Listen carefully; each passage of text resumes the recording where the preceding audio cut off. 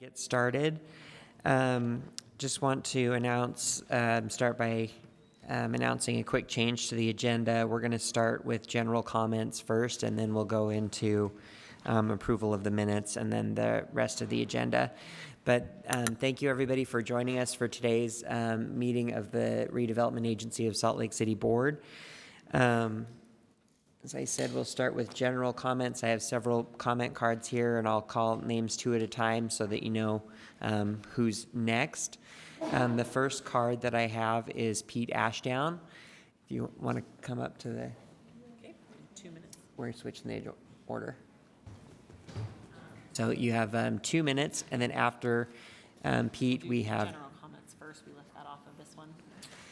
Yeah. We'll do Pete first, and then Joe Post second. Thank you for hearing me today. For those of you who don't know, my name is Pete Ashdown. I run X-Mission. I have been a downtown resident, business and home for the past 25 years. I have had a front row seat on the Utah Theater and the broken promises that have been made in regards to the Utah Theater. And I'm coming here today to beg you to consider preserving that theater. I am stunned to hear the RDA say that $60 million is too expensive when the Eccles Theater cost $160 million, did not go to vote, and was also destroyed a contributing building to downtown Salt Lake City. I strongly believe the reason it didn't go to vote is because it wouldn't have passed. If you tear down the Utah Theater, we will lose our last chance to have a grand movie theater in Salt Lake City, something that is desperately needed here. Sundance, when they showed Apollo 11, did not have a 70 millimeter film projector theater in town that they could show that at. Any 70 millimeter films that you want to see, you have to go to our neighbor Boise. And if Boise can have a 70 millimeter film theater, I think Salt Lake should have one too. We have the Utah Film Center, we have Sundance. We should be thinking about this, and unlike the Eccles Theater, I don't think it shouldn't go to vote. I think it should go to vote. I think the public should have a say about the fate of the Utah Theater, because once it's gone, and if it's gone, we will never have another chance for a grand theater in Salt Lake City like they have in Minneapolis, like they have in Los Angeles, like they have in Denver. We need one here. Thank you. Thank you, Mr. Ashdown. Joe Post. And then after that, I have Daniel Ackerman. Good afternoon, Commissioners. It's nice to be with you today. I'm coming here to talk about the recent application we submitted for the NOFA, for the RDA NOFA that was for $10.7 million. We submitted an application for a request for $3 million for our City Plaza / high-rise project that we're doing in combination with Housing Connect, the new name of the Housing Authority of the County of Salt Lake. This project, Dan Ackerman will talk a little bit more to what the project is and a little more of the specifications and such. I would like to bring to your attention that of the $10.7 million that was posted for the NOFA, only $6.2 million was awarded. The other $4.5 million was set aside for areas of high opportunity. And from what I understand in talking with staff, no one applied for those funds. And we are asking that if there's an opportunity to open up those funds, that we might be considered to have what was being recommended by the committee covered. There are 4 projects that were awarded. We were number 5. And so we're hoping that within the scope of those in the tier that the committee is recommending, that may be an opportunity, that some of those funds could be open for use for the City Plaza project. And our Executive Director, Dan Ackerman, will speak more to the scope of the project. Thank you. Dan Ackerman, and then following him, I have Troy Hart. And that is the last comment card that I have. So if you wish to speak, please ask to fill out one of these green cards. Good afternoon, board members. I'm Dan Ackerman, Housing Authority Director and also President of HAIM, which is a nonprofit developer. 2 to 4 years ago, you asked us to through many venues to be more involved with the city's efforts and to partner more. We've been doing that for the past 3 or 4 years. First with 9th East Lofts, which is a family development on the east side.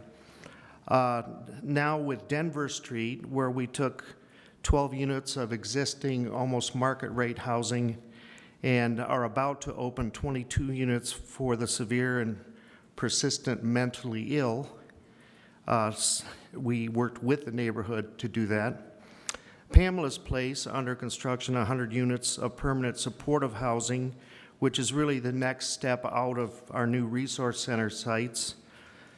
Capitol Homes, which you helped us with and invested in the old Capitol Motel, 94 units, where we have full funding. We did do an RFP a year and a half ago and brought Brinshaw Partners here for the first time from the Chicago area for both the overnighter and Second and Main.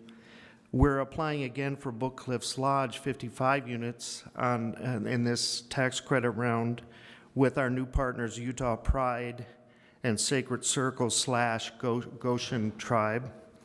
And now our next project is 299 units high-rise that was built over 50 years ago.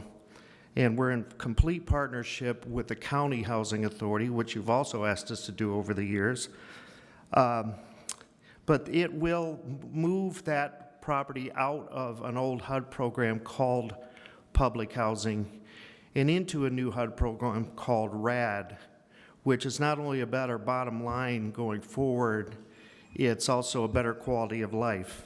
So as Joe said, we came close to gaining funding, and we would like to, if there are additional funds, have you help us with that project. Thank you.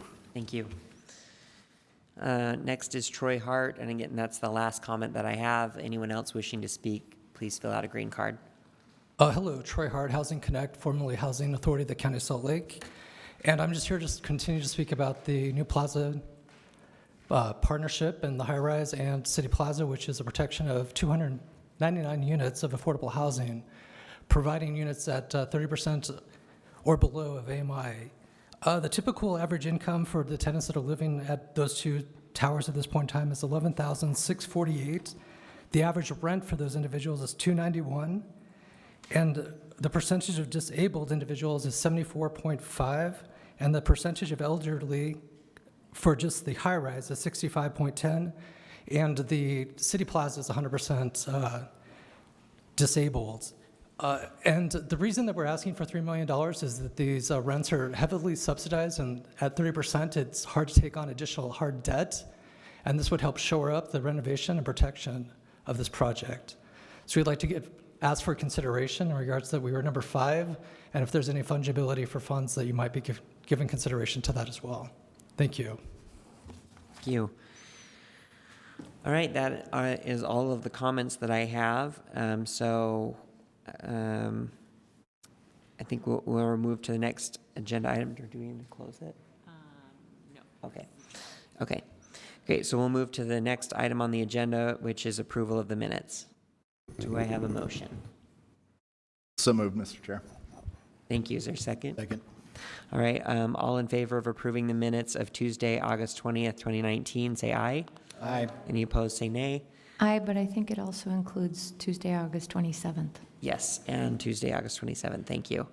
So I'll ask again, all in favor, aye? Aye. Any opposed, say nay. Okay, great. Those are approved. Now we'll move on to item number C5, refunding of the Rda bonds. And we have, let's see, who do we have joining us at the table? So yeah, Mary Beth Thompson, the Chief Financial Officer, and Marina Scott, City Treasurer. Mr. Chair, if it's okay, while they're coming up, I'll just clarify for the public that the order of the agenda is shifted around a little bit. So that's Thank why. you. Yep. Thank you. Mm-hmm.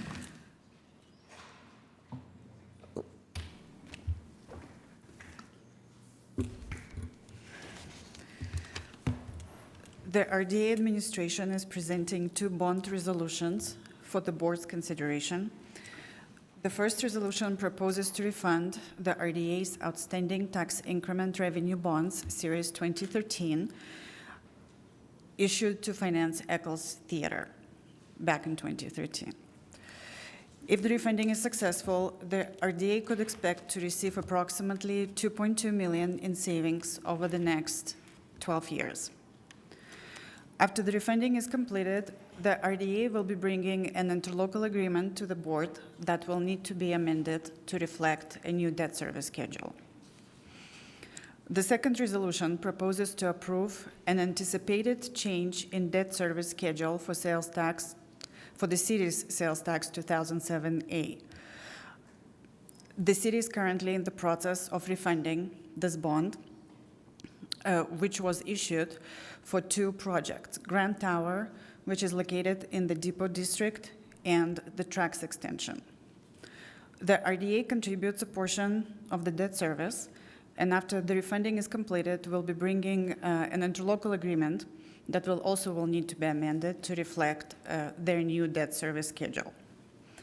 If the refunding is successful, the RDA could expect to receive approximately $18,000 in savings over the next 3 years. The savings I mentioned, it's all estimates based on the current market conditions, and if approved, the refunding bonds are scheduled to be sold on November 14th. Can I answer any questions? Yeah, yes, go ahead. So, Marina and Mary Beth, are there any, obviously, I think you're bringing to the board the best financial recommendation that, as you see it, but I just have to ask, as in past years, sometimes we've done refinancing on bonds, and we've, in refinancing or in that exploration, found capacity to fund additional projects that fit within the bond themselves. And I'm thinking of the McClellan Trail that we funded 5-6 years ago, that had been designed and talked about for 22 years or something, and never saw the funding.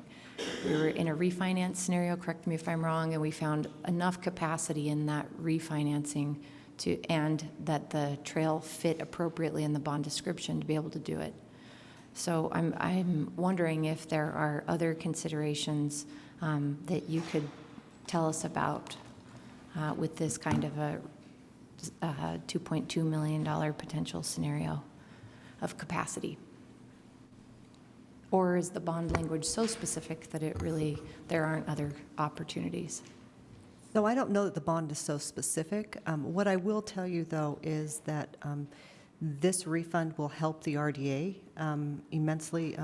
They're going to be significantly tight in their debt service at a certain point in time, and I think this will help eliminate that tightness or the general fund having to subsidize the RDA. So I think this will help alleviate that. It's one of the reasons that we didn't come back with another recommendation is because we know, Jennifer as well as Danny knows, that the debt service for RDA for the Eccles Theater becomes very, very, the capacity is very limited. And that's, correct me if I'm wrong, is that where in the long-term funding scenario we predicted sort of a pinch point, which we're coming up to? Correct. And that's what you're referring to? Correct. That is what I'm referring to. So it gives us extra security for the narrow times that we've anticipated since its inception? That's correct. Thank you.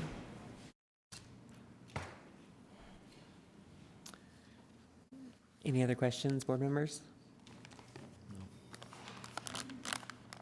All right, and seeing none, then do we have okay.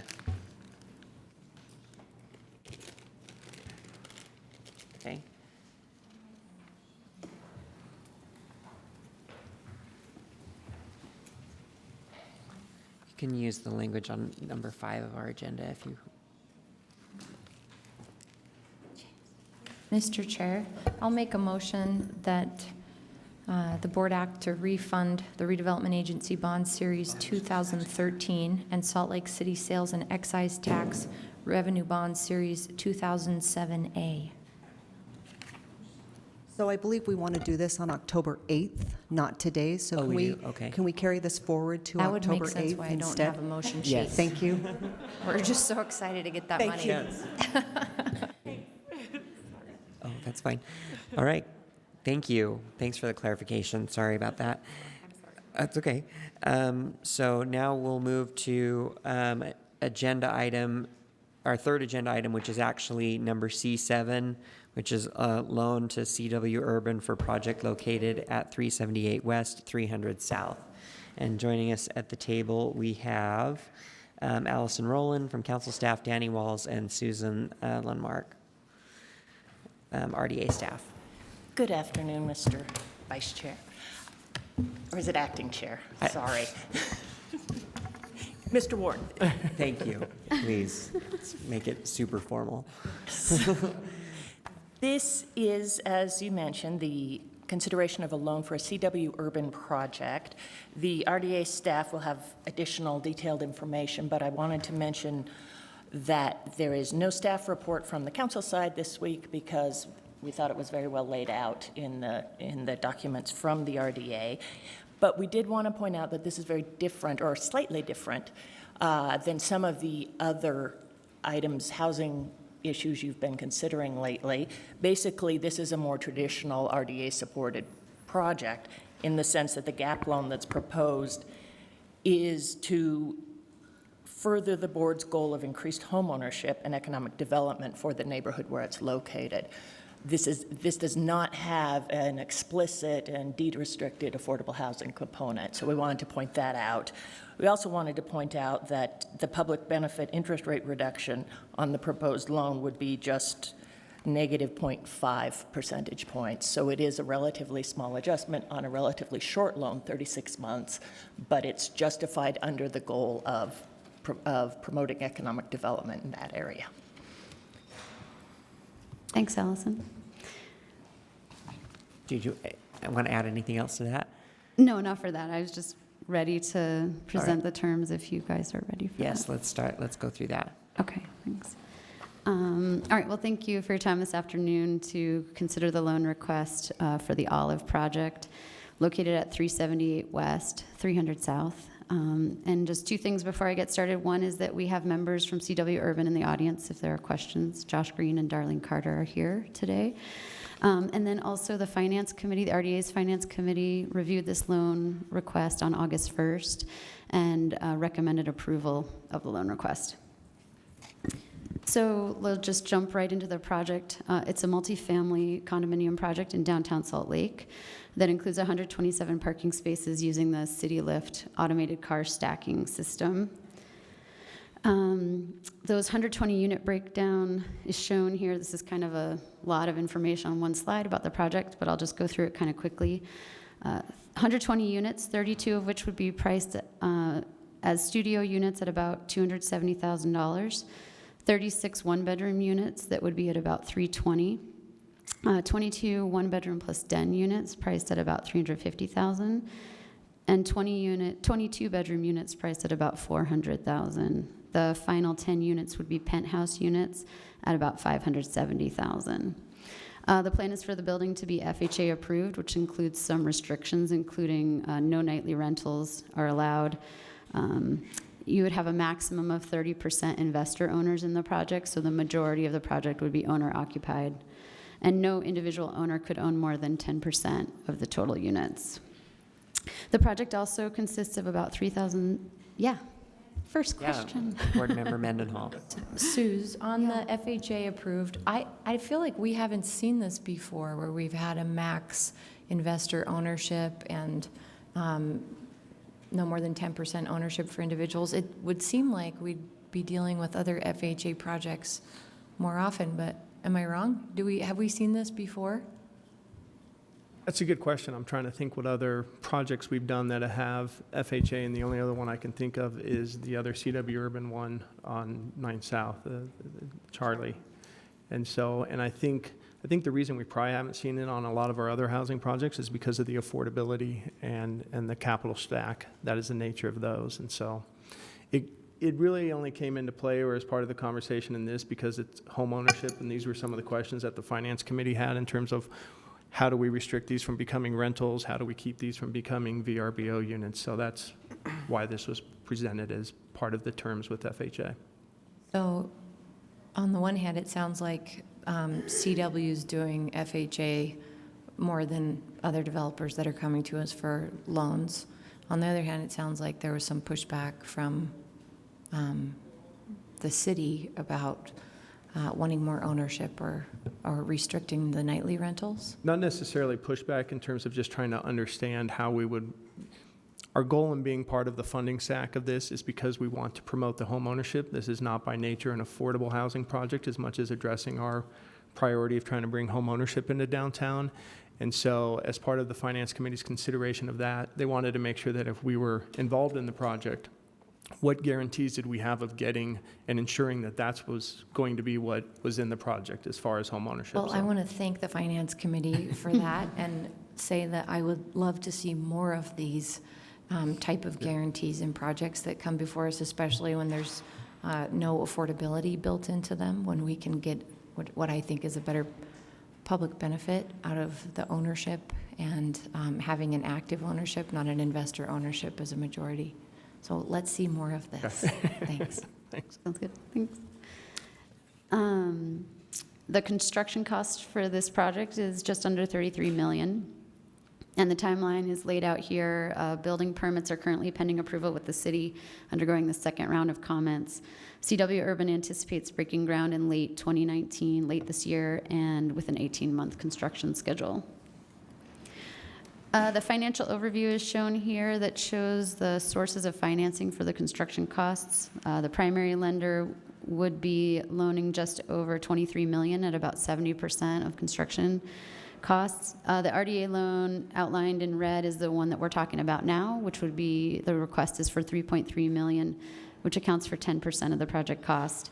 And then the equity that CW Urban and their partners are bringing to the equation is just under $6.5 million, or 20% of the project cost. And the site map shows the property here outlined in red. It's just north of Pioneer Park at the corner of 300 South and 400 West. And this is the corresponding site plan. And then the fun part are the pretty pictures of the renderings. So we can look at those, what it'll look like when it's built. This is the north elevation. You can see the retail space on the ground floor and then housing above. And then the project shown looking from Fourth West at the west elevation. This slide just has a summary of the proposed loan terms. There's a more complete term sheet in your packets for what the loan terms.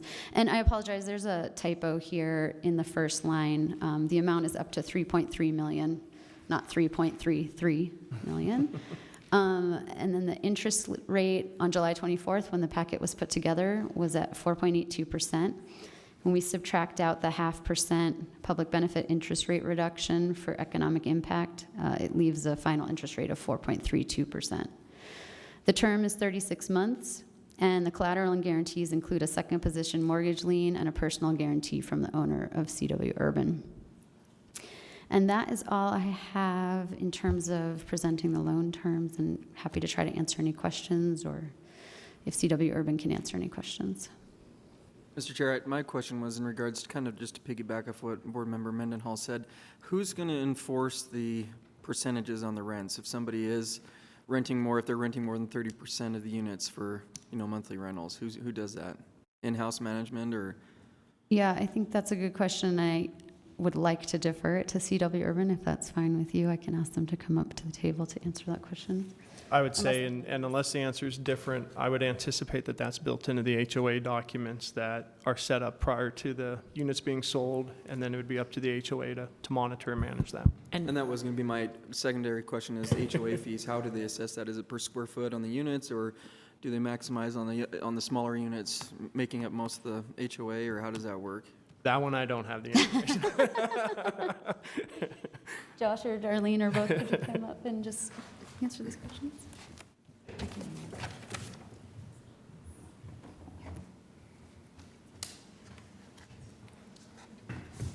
Do you want any more clarity on the restrictions?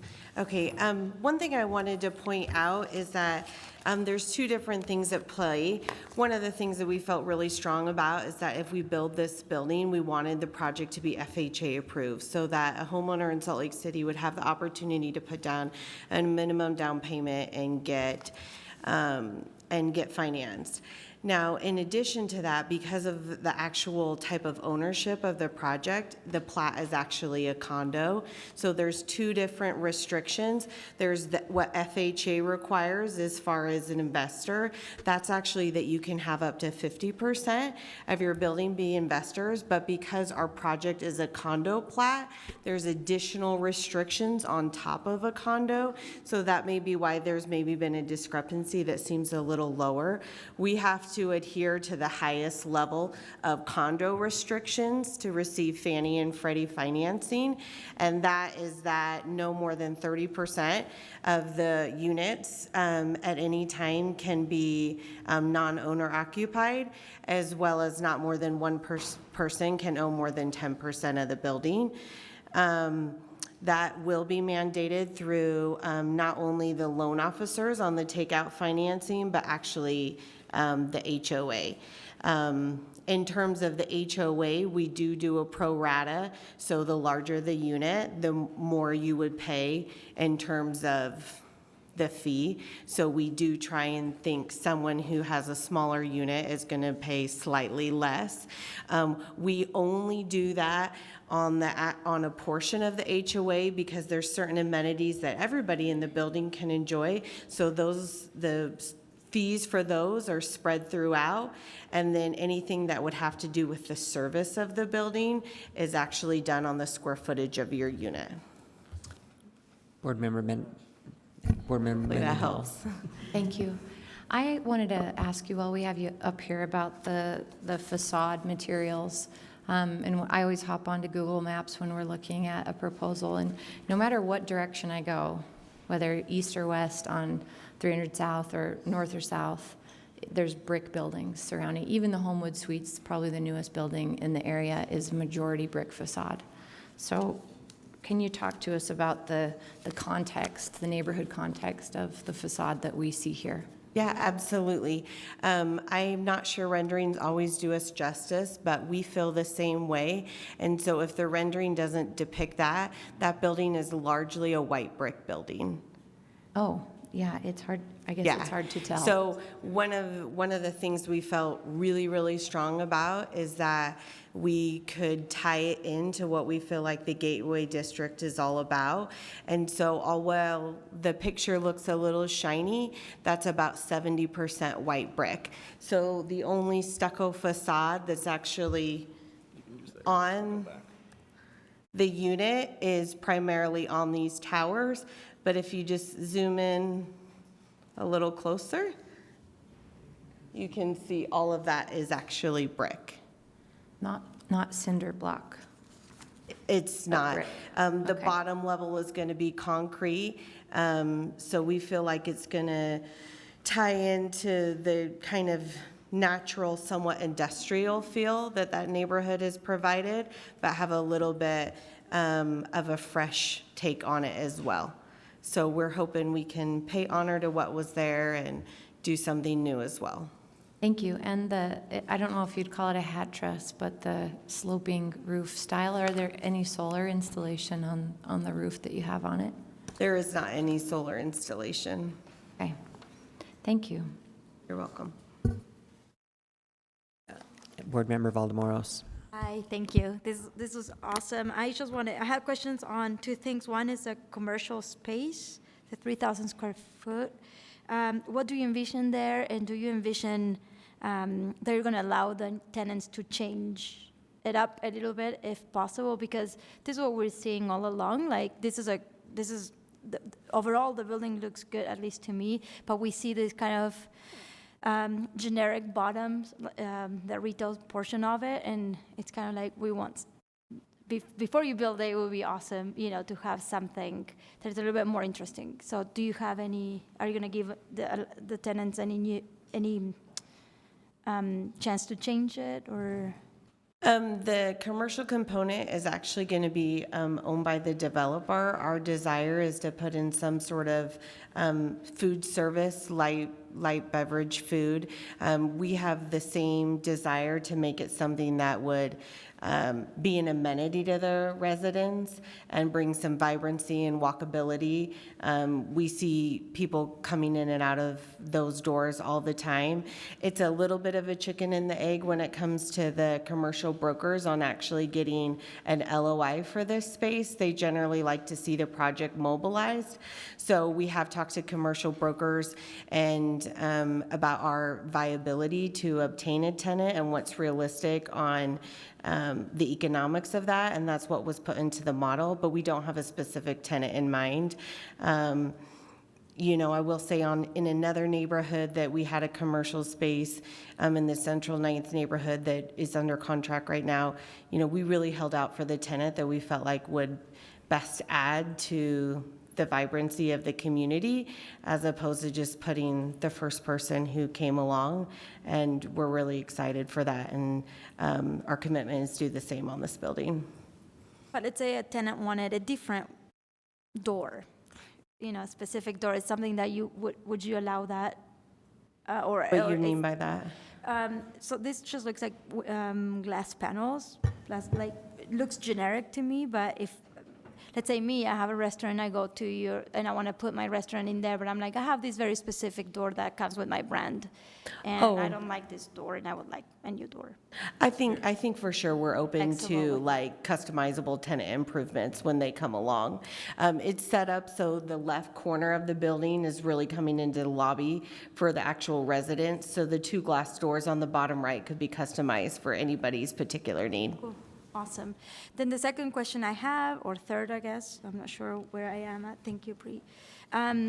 Construction, because this is a very busy street, especially at the farmer's market time. Do you envision that you're going to shut a portion of the street at all? You know, Harmon's here, like they have shut down on the northern part of the street. Is that what's going to happen here too, or? We have a GC on board, and our commitment is to build the actual property on site. With all of our projects, there may be times that 1 to 2 nights throughout, there could be some shutdowns from 5 to 10 p.m. for some utilities, but we're not planning on using any neighboring streets for staging areas throughout the project. We're planning on using the actual site.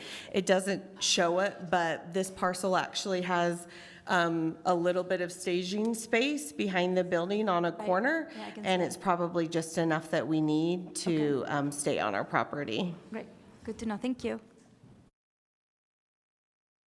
So, sorry. Go ahead, please. I was gonna. Still getting ready. Hi, everybody. Okay. Why, Andrew, am I cutting you off though? I'm sorry. So why, a lot of times we do RDA projects in areas that are still sort of transitioning, but a lot of people would say that this area is already kind of really turned a corner. So why is this specific area something that the RDA should invest in? You want to start? I was just probably going to reiterate the comment earlier is providing for home ownership in downtown. I mean, you're right that this has seen some development. I think with what we're investing as a city in Pioneer Park, I think with what you're seeing in the surrounding area, I think the focus of this now is making sure that we are providing the full range of housing opportunities within downtown. And for this to come to us to provide home ownership, it's arguably just a construction takeout loan, short term, with minimal interest rate reduction. It's a great way to hit that public benefit and do it in a project that actually could be catalytic and continue to activate that area. If I could just add to that, you know, we put this project under contract over 2 years ago, and post that time, the opportunity zone maps came out. As a company, we feel very strong in providing for sale housing downtown. This is next to the Broadway Park Lofts, which is one of the for sale projects downtown, but outside of City Creek, there is very almost non-existent new development that's happened in the last 10 years.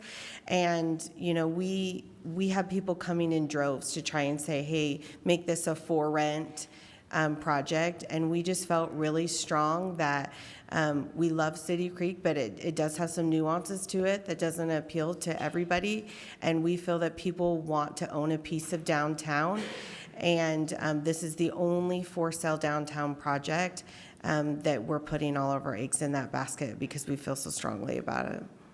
Okay, and my second question is that, given the layout and the roof, why isn't there a solar component? I don't have a great reason of why there isn't a solar component. One of the amenities actually to this space is that about a third of the roof is actually going to be a rooftop patio. So that's the real large amenity of it. We just felt like if I were to live there, what's important to me more than like a pool or a bowling alley or chef's lounge, it would be to have a beverage and enjoy the view of the city. And so it does have two different ways up to the top, and that's a large component of it. We just in the effort of transparency didn't explore solar panels because it is a for sale project that may be a little bit more difficult to divide up under the actual home ownership and the HOA. It just wasn't something that we explored. Although I'm sure it would be a great idea, it just wasn't something that was realized through the project's development.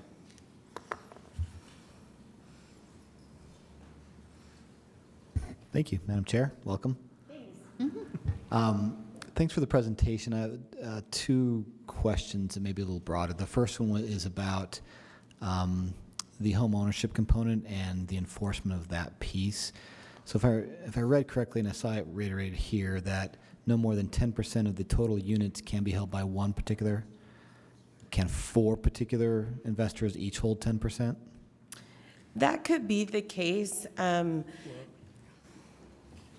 It couldn't be 4 individuals owning 10% because that would be over the 30% maximum. So it's 30% of the total units at any point in time can be owned by? And non-owner occupied. Income opportunities. Correct. Okay. I will tell you, on the last 2 years, we've kind of been on a blaze around downtown Salt Lake City and trying to do for sale housing. Most of our residents are people who live in our units and they're primary occupants. There's no advertisement that you're going to see from us that's calling for investors to come to our projects. We're calling for people who want to live downtown and be a part of this city.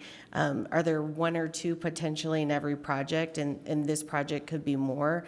I would say yes, that could be an option. That's not our goal. It's not who we market to. We're going to be 100% compliant with sticking to those goals. And really, we feel like that's the benefit to the residents who live there, and we owe it to them to do that because that's not their goal either. So talk to me about enforcement then. From an HOA perspective, if it's based on an HOA model, I don't know the model you're thinking about, it's a voting issue, right? You can change bylaws by the HOA, and therefore, that's my question about how do you enforce that? Because the nightly rentals thing is tricky with the state restrictions on how you enforce it, right? You can't do certain things to figure out if they're a nightly rental. Well, I would say the number one way we're going to enforce it is actually through the takeout financing lender. I mean, someone would have to falsify a loan application to get through. We would stop the funding of any future homeowner being able to get a loan if we weren't in compliance with those FHA guidelines and what a condo requires.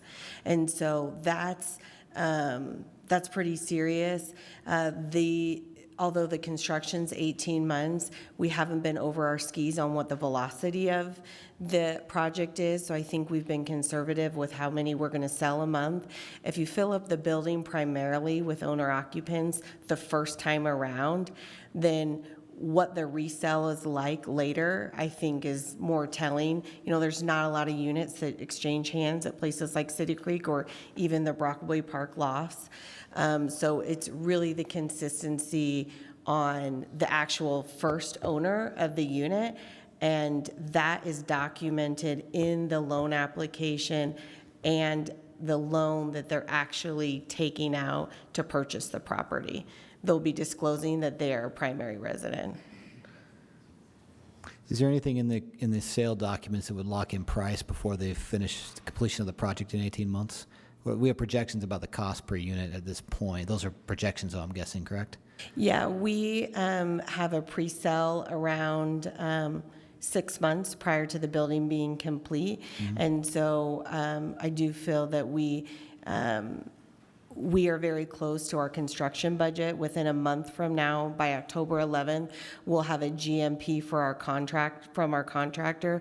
So these are true construction costs, and there's not a major concern of a huge cost overrun that would trickle over to revenue having to be raised to cover it. I mean, we're at the final stage. This project is in the permit process with the building department and has been through its second review.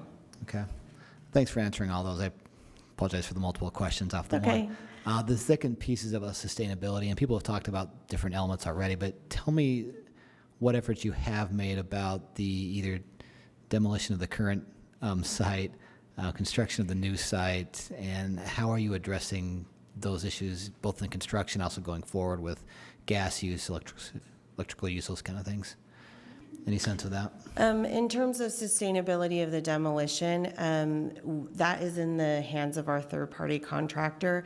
The way demolition works is that the demolition contractor gets to take all the advantages of reusing the interior of the building. So we don't necessarily get any benefit of recycling or reusing those units. In terms of sustainability, we are going to have some efficiencies in the type of insulation that we're putting in the building. We've got some great energy in terms of the heating and cooling systems that we're putting in, but it's not meeting any high-end certification. Unfortunately, some of those certifications have been a little onerous on all of the things that they require, but we do have a handful of electrical HVAC components and insulation that'll help. Even our appliances that we put in are energy saving, but that's really the extent of what we've done on sustainability. Okay. I think that'd be an interesting question going forward for the RDA. I don't want to be too onerous in the requirements we're going to make for everybody across the board, but we do know that buildings are going to replace automobiles shortly enough as our major polluter in the city and the state. I think we need to take a little more proactive discussion with developers about expectations, how we're addressing these things within a reasonable amount of money and time. So, fair. Thanks. Of course, yes. I'll second that, and it's in it, Board Member Johnston, what you bring up echoes what we've talked about in a few past board meetings. This project aside, when we're giving 0.5% interest rate reductions for environmental initiatives taken on by a project, we must be more aggressive about this. We need to, not only in those interest rate reduction scenarios, but when we're coming to loan, he hit the nail on the head. Buildings are our next big hurdle for air quality, and we're not asking for anything here, really. We can do so much better than that. This project aside, we've got to do better in the future. I would add to that, I think all the comments and questions regarding sustainability and demolition are absolutely valid. I think given the city's stance on sustainability, it's absolutely a priority that we need to figure out how to start providing as a function of our projects. I think to the defense of this project, they did not seek the sustainability interest rate write-down, and so that has not been a function. This is, for all intents and purposes, a pretty cookie-cutter loan with just one write-down. I think this is a great segue into our next item, which is the strategic framework and the metrics and the policy and the priorities, because that absolutely is something that both from the administration and the city council, that if you want to start putting that as a policy item for RDA funding, then we would accept that challenge to figure out how to incorporate that in projects at whatever level we think we need to require and not just incentivize, which is the way we're structured right now. So. Yeah, just again, I'm sorry to keep going back to solar, but something that you did say is that you didn't consider it for the project, and that it might be difficult to divide that up in the future. So what if people who buy in this property, you know, down the road as solar becomes more, hopefully a lot more on every building in our city, will there be ways to incorporate it if that's what the residents want or if the HOA wants? I would think that the answer to that is yes. I would think that if the residents wanted, you know, put to a vote solar, they could put it on top of the building somehow. Some of our other projects in our CCNRs, we do allow for solar, but because sometimes it is an individual decision, it's been done, you know, retro. Okay, I want to thank my vice chair for starting the meeting without me and for carrying on, and I apologize for being late. I just wanted a couple 2 cents here in that I'm really excited for home ownership. It's one of the things that we lack a lot of, the opportunities to actually have home ownership within our downtown and in our city. We have seen a lot of rentals go up, and I think particularly in the area where this home ownership is going to be, it will really help stabilize some of that area that we're really trying to focus on and create a space for everybody. So I'm looking forward to this. I also appreciate that this is a loan and you're going to pay us back with interest. So thanks for that. And right. And so, okay, I'm going to let Anna do this and then we're going to move on because we have a really full agenda. So no, you're good. But this, my council members bring a good point, and what is it going to take if you're willing to be our poster child and start with some green alternatives or additions to this building that the architect could revise and put, and then we can actually start having this conversation even more, well, we're going to start later today regardless, but would you be interested in being our poster child, the one that spearheads this new policy for buildings in Salt Lake City that are funded with RDA money? Is there anything that might be a low-hanging fruit that you can do in this building? I'm sure there's something we can do.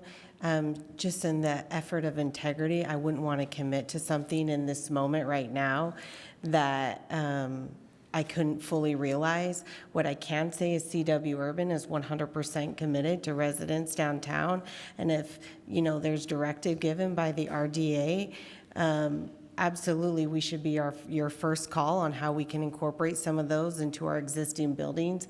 But for this moment right now, for a project that's going to mobilize in 30 days, it would be hard for me to commit to something, but I'm open. So. Yeah, I think the challenge would be as stated that given that they are ready to mobilize, they've done their construction cost estimates, they have their project already through design and permitting, it would be very difficult to do arguably anything of significance as it relates to sustainability at this time. And I think that if this is the direction that we would like to start proceeding, I would appreciate the opportunity as staff to come back to the board and provide the options of what that would look like in terms of requiring this for projects moving forward, because I think negotiating that right here in a public meeting is probably not appropriate and puts the developer in an uncomfortable position as trying to secure their financing. And so I would absolutely like that opportunity to do it. I know it's disappointing to see a project like this get to this point without having incorporated that, but we as an agency right now are structured to incentivize projects that are looking to do it. We're not structured to require it, and so if that's the direction we want to proceed, then I think we need to do that as part of a larger policy discussion. And I want to touch on that real quick, is that, as you mentioned before, this project did not come in seeking any sort of write-down or any sort of percentage off of the interest rate loan based on environmental standards. That is one of the factors that we oftentimes, as an RDA, will give that 0.5% write-down for. This project did not come in asking or looking for that. It came in with the fact that it was an economic impact in that we were putting home ownership in the downtown area, in the Pioneer Park area. So I agree with your sentiments, Danny, that's a policy discussion that should happen way before we have somebody here where we're looking at a motion to approve or not approve the loan that they have negotiated and worked on. So I'm going to, at this point, ask for a motion. It's in your packets, people. Madam Chair, I move that the board adopt the resolution and approve a loan Or of this up, is in the, this is now. Yeah, go ahead. approve a loan of up to $3.3 million to CW Urban for a project located at 378 West, 300 South. Second. I have a motion by Board Member Warden and a second by Board Member Rogers. I'm not asking for discussion unless there's something on the motion, but I feel we've had a lot of discussion. So all those in favor? Aye. Any opposed? Great, that motion passes. Thank you, guys. Thank you. Thank you so much. And I know that we have, because of me having to run out real quick, switched up the agenda quite a bit. We're going to switch it up again and go to the Utah Theater because I know that there are people here waiting, and we can go to the framework and policy later. That's more of an internal discussion, but I want to make sure that I'm also respectful of the time of people who are here to hear the discussion on Utah Theater. So if we can move to that agenda item, please. Okay. Thank you, Madam Chair. Thank you, board members. As Tammy comes up to the table, I will just tee this up by saying that our last update to the board was in September of 2018. You'll recall that the discussion at that point primarily focused on the option at the time of preserving the theater and identifying the range of costs necessary to both preserve the elements within the theater as well as the seismic upgrades. We also presented some funding strategy and structure of how that would be accomplished to demonstrate the significant amount of public investment it would take in order to preserve the theater. And we also went through some of the additional challenges that without an identified user, what we would need to do in terms of really finalizing some of those costs. But overall, the sentiment was that the amount of public investment that would be needed to save the theater made this arguably cost prohibitive. And so we're here today with the item to present a proposal for demolition of the structure while preserving elements within the new project coming from the theater, as well as what additional public benefits could be incorporated in the project moving forward. So, Danny, I'm going to interrupt you real quick. I just want to say thanks for coming to the table, Ben. Sorry, I switched up the agenda again on staff. So having said that, we can proceed with Tammy to talk through the summary, unless, Ben, you wanted to add anything to that before we get into it. I think we can go ahead with the presentation. Great, thank you. So just a quick overview and background on the property. The RDA acquired the property in 2010, and then we spent about 6 years between 2010 and 2016 exploring various reuse and redevelopment scenarios in collaboration with various interest groups and third-party consultants. And it was during this time we started to learn more and realize more about specific site constraints that limited the redevelopment potential of the site. And because of those site constraints, in 2015, we began to engage the adjacent property owners, that would be the Lasalle Group and Heinz, in a potential collaboration with them. I'm going to interrupt you and just let you know that I'm probably going to let just board members interrupt if you don't mind. Sure. So Erin has something. And in recognition of the public comment that we received today and some of the feedback I think probably many of us have received as this conversation's been coming along, in the background conversation, because I don't think even Charlie was elected after this was acquired. And of course, we've been updated along the way, but the narrative of broken promises in the acquisition process or any of the feasibility or other use efforts and investigations that the city did, were there promises made or something along those lines to use types or preservation of the building? And what has the commitment been of the city or the RDA along the path of acquisition through 9 years of ownership? Yeah, I would say I was not here for that, did not negotiate that acquisition, so I'm not going to speak to the specifics that were part of the commitment at the time, other than to say that it's my understanding that the RDA purchased the property with the intent to explore the feasibility of preserving the theater. That was what the original intention of the previous owner was. That was our interest in acquiring the property. That was why it was explored as an early choice for the downtown theater. And I think we have fulfilled that obligation, but I don't know of any specific promises or restrictions that we would absolutely positively save this for theater use. And as it was acquired prior to the Eccles, and I know this was before your time also, when DJ was leading the RDA, how concurrent were their discussions about where the theater, what is now the Eccles Theater, would go? And obviously there was a decision made to not put it at the Utah Theater site. Yeah. But how did these two theater house,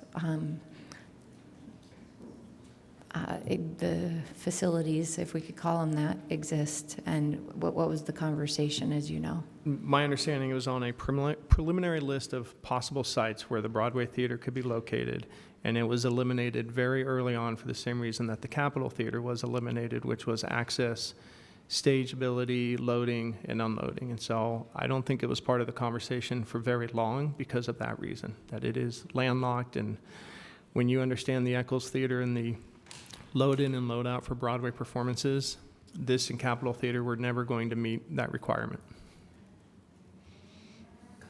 But what about as a theater, as a movie theater? I mean, I know that there's a parking issue, but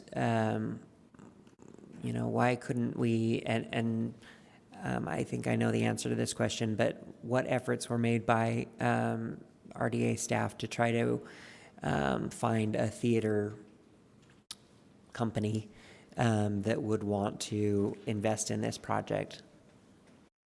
I believe that was the basis for the 2014 study with the county for the film center. And that was the beginning of our analysis of what the significant cost would be of just preserving the theater, doing the seismic upgrade before you even start doing any improvements for the end user itself. And so that was determined that that had a significant cost associated with it, even if you're just doing a theater. So did the RDA try to identify theater companies that operate theaters across the country to see if they would be interested in investing in this project? And what was the response? That was been the ongoing effort to reach out to end users, and there is a lot of interest in the building. There's a lot of sentiment to save the building and the history. As people come in and understand and identify the costs, that it is very difficult to find an end user who is able to support the debt service associated with the construction costs of not only preserving it, but building it out for their specific use. Board Member Luke. Thank you, Madam Chair. So I was around in 2014, and I know that the RDA did work extensively with the Utah Film Center and also the Utah Film Society in looking at potentials for some sort of partnership with either of them. I think that, you know, a grand theater for movies, you know, made sense to me. It still makes sense. The problem is neither of those groups, Sundance included, so that would add to a third, seemed willing to partner in a way that we need a partner when we are looking at a $40 to $60 million remodeling of the building. You know, when I first came onto the council, that was my hope as well, that, you know, we would look at a full restoration, and that cost continued to rise, and every partner that I know the RDA reached out to, the city reached out to, none of them seemed willing or able to come up with the kind of revenue that was necessary to put into that building. I also think that, you know, in acknowledging what Pete Ashdown said in his public comments, that was, you know, the original site of the Eccles Theater. I mean, that was the discussion about, you know, when Randy Horiuchi, and I'm quoting Randy Horiuchi right now, regularly called it the big ass theater that he wanted to see downtown. It was in that building. It was that facility. That's what they wanted to do. For whatever reason, the previous administration wanted to move forward with something across the street that did take down two historic buildings, one of which was in pristine condition, that never should have been taken down. And so, you know, we demolished a legitimately, not that this isn't legitimately historic, it is, but a historic building that didn't need as much work or any work over doing something on this side across the street. That, I think, is you know, the conundrum that we're now in. So, you know, my question for the RDA is, how do we, you know, moving forward, you know, we've looked at film partners, we've looked at other theater partners, we've looked at, who else have we looked at? I mean, what else could we use the theater Concert for? promotion, we've looked at restaurant, office, hotel, live performance venues. Okay. All right. So I know that during this time, I have looked toward, you know, for opportunities as a board member to preserve this building. My first tour, I fell in love with it. This is where I'm pretty sure this is where I saw Star Wars in 1977 when my aunt took me. I was 4 years old. And that was the last time, you know, so I have very fond personal memories of that site, and was really excited. I know when the RDA was talking to Sundance and talking to the Film Center and talking to the Film Society to see if there were opportunities there. Unfortunately, none of those panned out.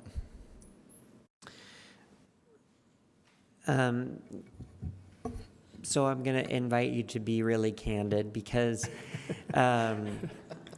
my first choice, I mean, I would love to have like a premiere movie venue downtown as well. The first time I remember going to a big theater was the Villa, which is now a rug gallery, and I'm just sad that we don't have any of these in our city. And so, what would it take to, other than just, you know, a $60 million investment, to make this a workable site for a movie theater? And you can also talk about the inside, because right now it's the actual theater part has been split in two, right? To create what was originally one theater to create two screens. So what would it take to do that? Aside from either having a partner who has somewhere between $50 and $80 million to invest in a project, that partner would also need to be an end user that is willing and able to operate something that there is market demand for. And so I think, while speaking candidly, it's very easy to speak nostalgically about the Villa and historic movie theaters. I think the bottom line is what you're seeing with the market and megaplexes is that there's not a demand anymore for single screen movie theaters. And I think you can absolutely look to see if there's an operator who could do that as part of a larger operations, whether it's just movie or whether it's concert or whether it's promoters. But typically what you find is that the people who are structured to be that operator and or nonprofit do not have the capacity to also carry $60+ million in debt service.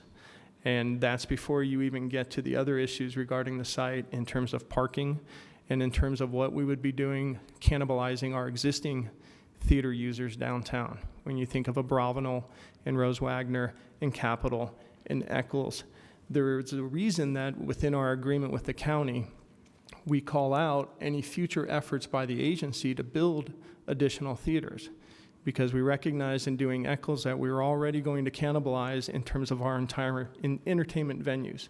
And this is a problem that's not just happening downtown, but with other cities starting to build their own venues, you're starting to see that happen across the county. And I think so if you're looking at what it would take, you would have to find that perfect blend of operator who has a capacity and where there's a market demand that we arguably are not meeting right now, which I do not know or can't speak of anything that I'm aware of, to come in and say, yes, I want to save that structure for this reason, and I can make it work financially with absolutely no parking and do it in a way that is not going to cannibalize your other investments as a city or as a county. And I say that because as an RDA, we have invested already in a Bravenel and Rose Wagner, and we're the reason Capitol Theater was preserved. So we have identified the desire and the need to have these uses downtown and to save important historic structures. And this is one that I think, given our other efforts, there is no more demand for these type of venues. And I think that's the reason why you didn't see the theater, Pioneer Theater, saved. And I think it's where we're at right now with Utah Theater. That's my candid answer. Madam Chair? Yes, Mr. Rogers. So the first movie theater that I went to, I know everyone's so concerned, Raleigh Corners, and that's now a gym. My question for you is in regards to the seismicking. I mean, to me, it's like a shot in the dark. It's anywhere between 13 million and 22 million. That's not really an estimate. That's just like a stab at the dark, right?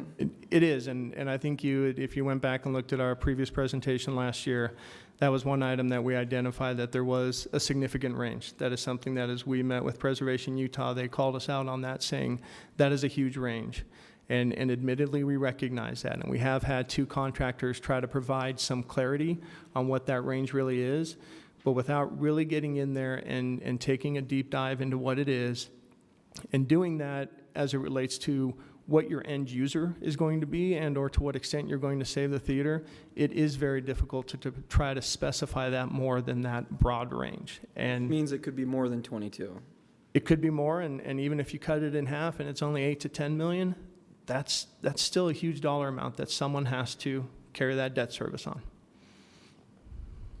I would just add the cost ranges that are in the staff report, which go from 43 million up to 70 million, do not currently reflect the construction inflation that we have seen in the market, nor the 25% tariff increase on steel.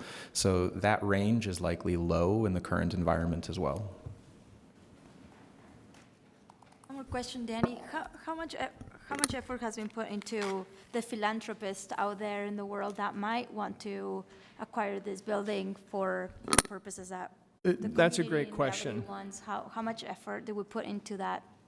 I can say that in my 2 years with the agency, we have not reached out specifically to any donors, and that's twofold. Number one, when I came on, we were just finishing up Eccles, and we had understood that we had really tapped into that market very hard to complete Eccles, and our priority was to, 1, complete that project, and 2, actually fulfill those obligations that we just signed on for with those groups. And number 2, we determined that it's really hard to go out and try to get interest in a project that we don't know what we're asking them to buy into yet. And so without an end user and a specified use, it was difficult. We did, as part of our analysis, the assumption we made is that we took what we did with Eccles and what our level of success with that was, which is arguably probably one of the largest donor efforts to date for a downtown project, and we took that and we assumed that we would have that same level. And so even with that, there was a gap. And so without specifically going to donors, we tried to apply the optimism that if we had the same success and could come up with a project that people still got behind at the level that they did of a Broadway theater, arguably there is still a significant gap that would have to be filled by someone else. Can I chime in that I believe the conversations with Preservation Utah were in part to have them extend the philanthropic potential conversation, and that wasn't able to come to fruition either. And I'm going to change the subject a little bit from the preservation side. We've talked a lot about this over at least just the 2 years that I've been here. And I kind of want to get back to the actual proposal that's before us. And because I will have some other policy questions when we kind of get through the proposal a little bit. So if that's okay with everybody, I'd like for Tammy to continue with this proposal presentation. Thank you. Sure. So the RDA and the Lasalle Group and Heinz did explore, as we have just discussed, preservation options for the theater. And then after we presented last year, kind of turned to scenarios on what a new project could look like on the site that reuses theater components, but that redevelops the site as something else. And so that's what we are talking about today. So here's a site map of the Utah Theater with the Kearns building to the north, which is owned by Heinz, and 160 Main to the south, which is owned by the LaSalle Group. As you can tell from the map, the theater is very constrained at the rear of the building. As we've spoken about, there's a limited access easement to the site, but that's about it. And we've talked about these, but just high level, the redevelopment barriers that we've identified are the historic integrity. Structural modifications to the interior of the building have limited the theater's eligibility for historic designations. We've talked about the rehabilitation and seismic costs, the access and parking, and the lack of an end user. So in thinking through what a new development could look like on the site, we all recognize that it would be a loss to lose the theater, but what other public benefits could we implement within a new project? So we have been talking with Heinz and Lasalle about implementing affordable housing into a new project with potentially a minimum of 10% of the residential units as affordable to between 60 and 80% AMI. Implementing public space into the project. We've talked about a mid-block walkway that would have a public easement on it, potentially additional public space added onto the project, historic repurposing of theater elements, so going into the project and reusing those elements that really make the theater what it is today. So potentially the stained glass ceiling, some of the other theater elements that really would pay homage to the previous use of the site. And then Main Street activation, really putting in active uses along Main Street, retail, commercial on the main floor, and then the residential units above. And then also looking at opportunities for structured parking, which potentially could be shared between the Kearns building and the new project on the Utah Theater site. And then, of course, implementing public art, upholding the RDA's 1% for art policy within the project. So next steps, if the board wishes, we could move forward with identifying a final purchase price for the property. We have talked with Heinz and Lasalle about kind of quantifying the cost of public benefits that will be implemented in the site, looking at the affordable housing, mid-block walkway, and archival and repurposing of theater elements, and looking at what that would quantify in terms of a land write-down, potentially, and bringing that back to the board. We would work with LaSalle and Heinz to refine the redevelopment plan.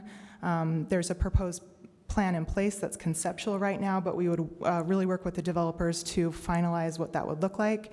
And then, of course, if the property ended up being conveyed to Heinz and LaSalle, we would record all of the necessary use restrictions and easements to ensure that those public benefits are upheld and maintained for the long term. And we do have representatives of Heinz and LaSalle in the audience. There are some renderings of what the conceptual project at this point could look like, and they'd be happy to walk you through those renderings if you wish. Board members, would you like that? I would love if representatives could come up, because I immediately have one real quick question. I can't wait for the answer. So, if you don't mind just introducing yourselves so we have you on the recording.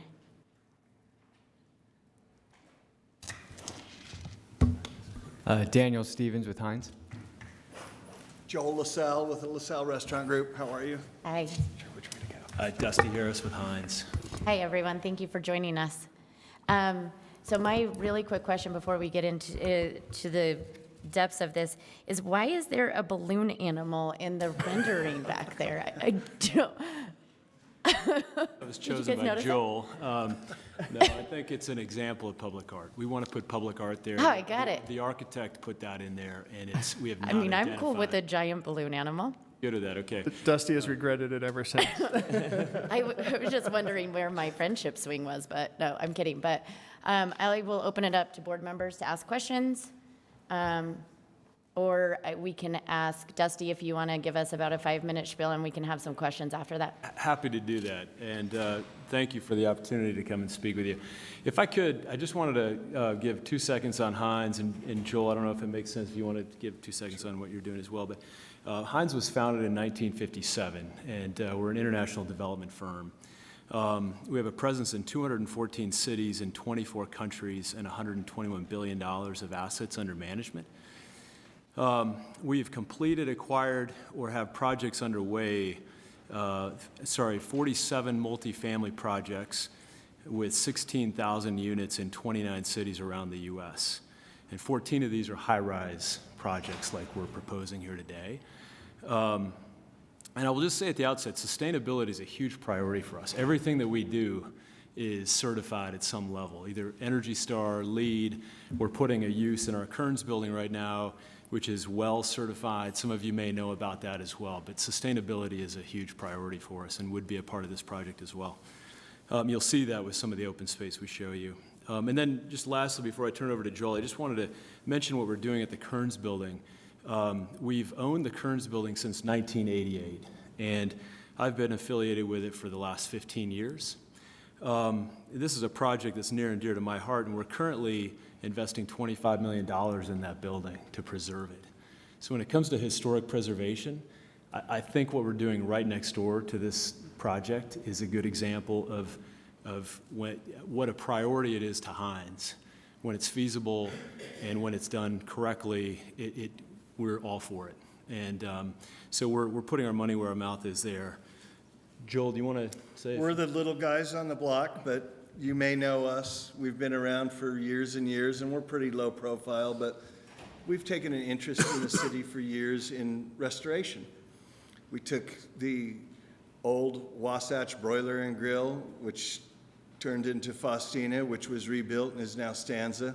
We took the old antique building on 3rd South and 3rd East, which is now Current Fish and Oyster and Undercurrent. These are thriving businesses now, and the buildings are beautiful. And they were eyesores. Cafe Niche was a laundromat that was dilapidated and I think vacant for several years. And that's now Cafe Niche, and we have a tenant there that's a great tenant, and the building's beautiful. And so I think, our other properties, Oasis Cafe is another gorgeous building that is great for the public. We've been involved with the city and each mayoral administration, am I saying that right? Each administration, in support of the city.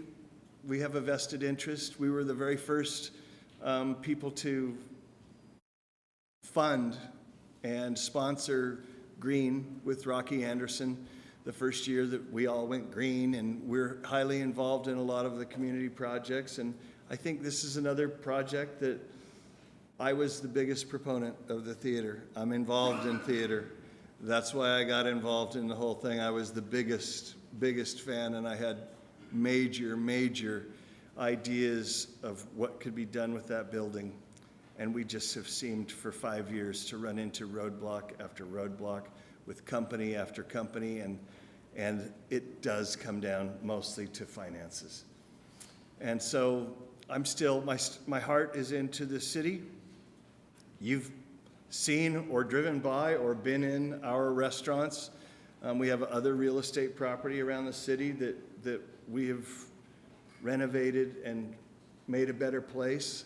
And really, that's our emphasis here, is we want to continue on. This is such a big project that we had to have a partner immediately. And I can't say enough about what Heinz has done. They're good people, and not just Dusty, his people across the board. If you saw the project I just went and visited not too long ago in San Francisco, it's spectacular. And this is still about art. The theater was a part of it, but this is still about art. And when you get involved, if Dusty, I don't know if there's more to show, but the public space that has been provided up this alleyway is art, and it's a great gathering place that the city really doesn't have right now. And so give it your consideration, but you know what our track record is, and as long as I'm involved, I'll make art a huge part of the project. Dusty, do you want to maybe run through some of the renditions? And if board members interrupt, I hope that's okay with you. Oh, absolutely. Yeah, no, I'll go through quickly, and we can reverse if you'd like, if I'm going too fast. And I will point out just quickly, since Joel mentioned it, when we started on this several years ago, the priority was really twofold. One is to preserve the theater, and I can tell you with a clear conscience, we did everything in our power to preserve that theater in terms of looking at end users and costs and all that stuff. we did everything we could there. The other priority was to activate Main Street. And so you can see in this rendering, what we're showing here is our attempt to activate Main Street. What you're looking at going alongside the Kearns building, the existing Kearns building, is a walkway that takes you back into the middle of the block. And this walkway is a terrace, so it moves you up as you move back. And it's intended to be landscaped with platforms. People can eat lunch or congregate. There'll be tables and things that will help people to congregate there. And then we've got some retail spaces along the side. We've got a space that is not determined yet. When I say along the side of the walkway, we've talked about this as a place that we might be able to showcase some of the elements that we preserve from the theater. That's an idea. And then moving down Main Street, this would be retail space on the bottom, restaurant space, something that would continue to activate or further activate Main Street.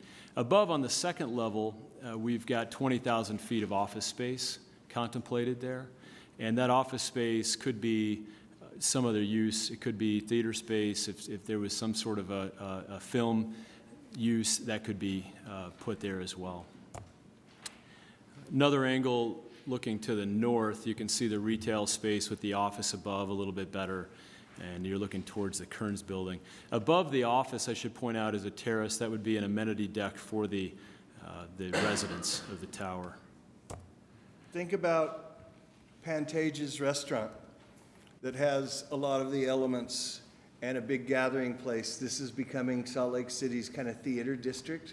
So we still preserve a lot of that history and give homage to what was there before by providing a much needed, in my opinion, of course I'm in the restaurant business, place for patrons that go to Eccles Theater before and after, and gathering places for families that give homage to what we were trying to preserve in the first place, right? Yeah, Madam Chair, can I chime in for a moment? And I appreciate the small group meetings you've offered for us to walk through these conversations before, and I'll reiterate something I've told you before, that on that deck, if you go back a previous slide, and I've toured the Pantages Theater in Minneapolis, a different conversation in some ways, but in other ways, it makes me think, Joel, of your comment of the theater district, and we would love to have a greater activation, and I think I can say we've had several conversations about how do we get more balcony activations on Main Street in particular for restaurants or bars, second story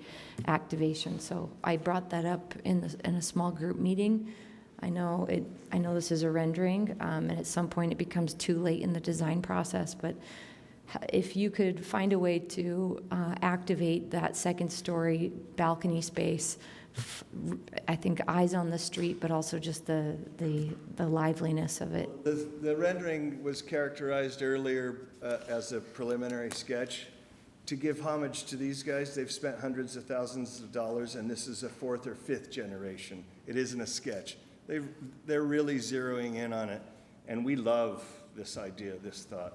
I want you to keep talking so that you pressure him into letting We have a busy agenda, so I'll stop. Appreciate it. Yes. So I'm going to try to move us forward, Madam Chair.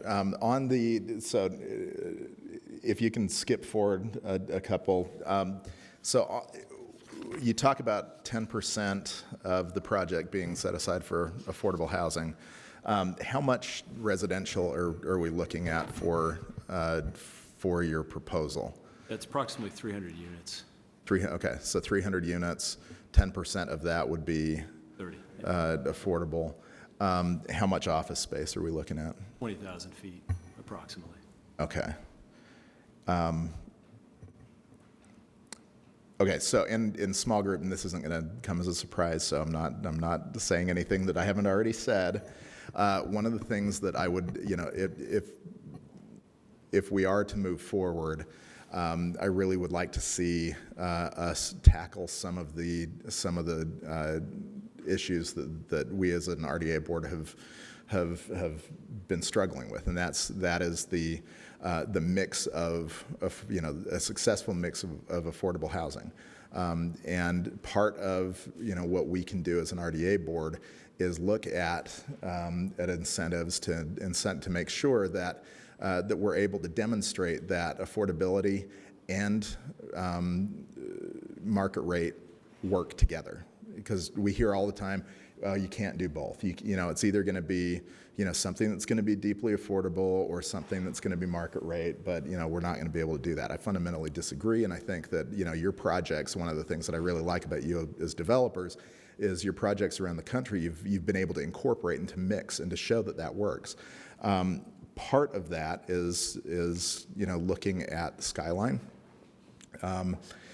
You know, we now have another office building or another unit that's been announced just a couple of blocks away that is going higher. I would challenge you to look at doing something that is going to be iconic, that is going to help, that is going to dominate, so that when people look at the Salt Lake City skyline and they see your project, they can, you know, we can point to it and say, this demonstrates that you can have a real mixed-use project, that you can have market rate units working to, you know, people living together with units that are much more affordable. I know that, you know, it says 60 to 80%. I'd encourage you to go even lower than that on some, and potentially look at if you're adding height, to also increase that number of affordable. There are incentives that you are going to be getting from the RDA. That is something that I would really challenge you to make this not just, you know, incorporating art on the street, but this is, I mean, this is part of the theater district, but I think the entire building ought to be viewed as art. And I want to see something that's different from Salt Lake that we don't have. That's not just your standard building. The high-rise renderings that you've included are good. They're unique, but I'd challenge you to do something that really is going to stand out, since this would be replacing something that does have a storied history. I want this project to be storied as well, and I want it to be iconic. So. I've told, that's something I've shared with you on our other tours, in our small group meetings, and so and you guys have been great, and I just challenge you to keep working towards that. Board Member Wharton. Thank you. Also, to bring it back to historic element. Well, I love the balloon animal, and I know you said that it was just sort of inserted, but I'm going to take it as an explicit promise that exact art feature will be incorporated if this were to go forward.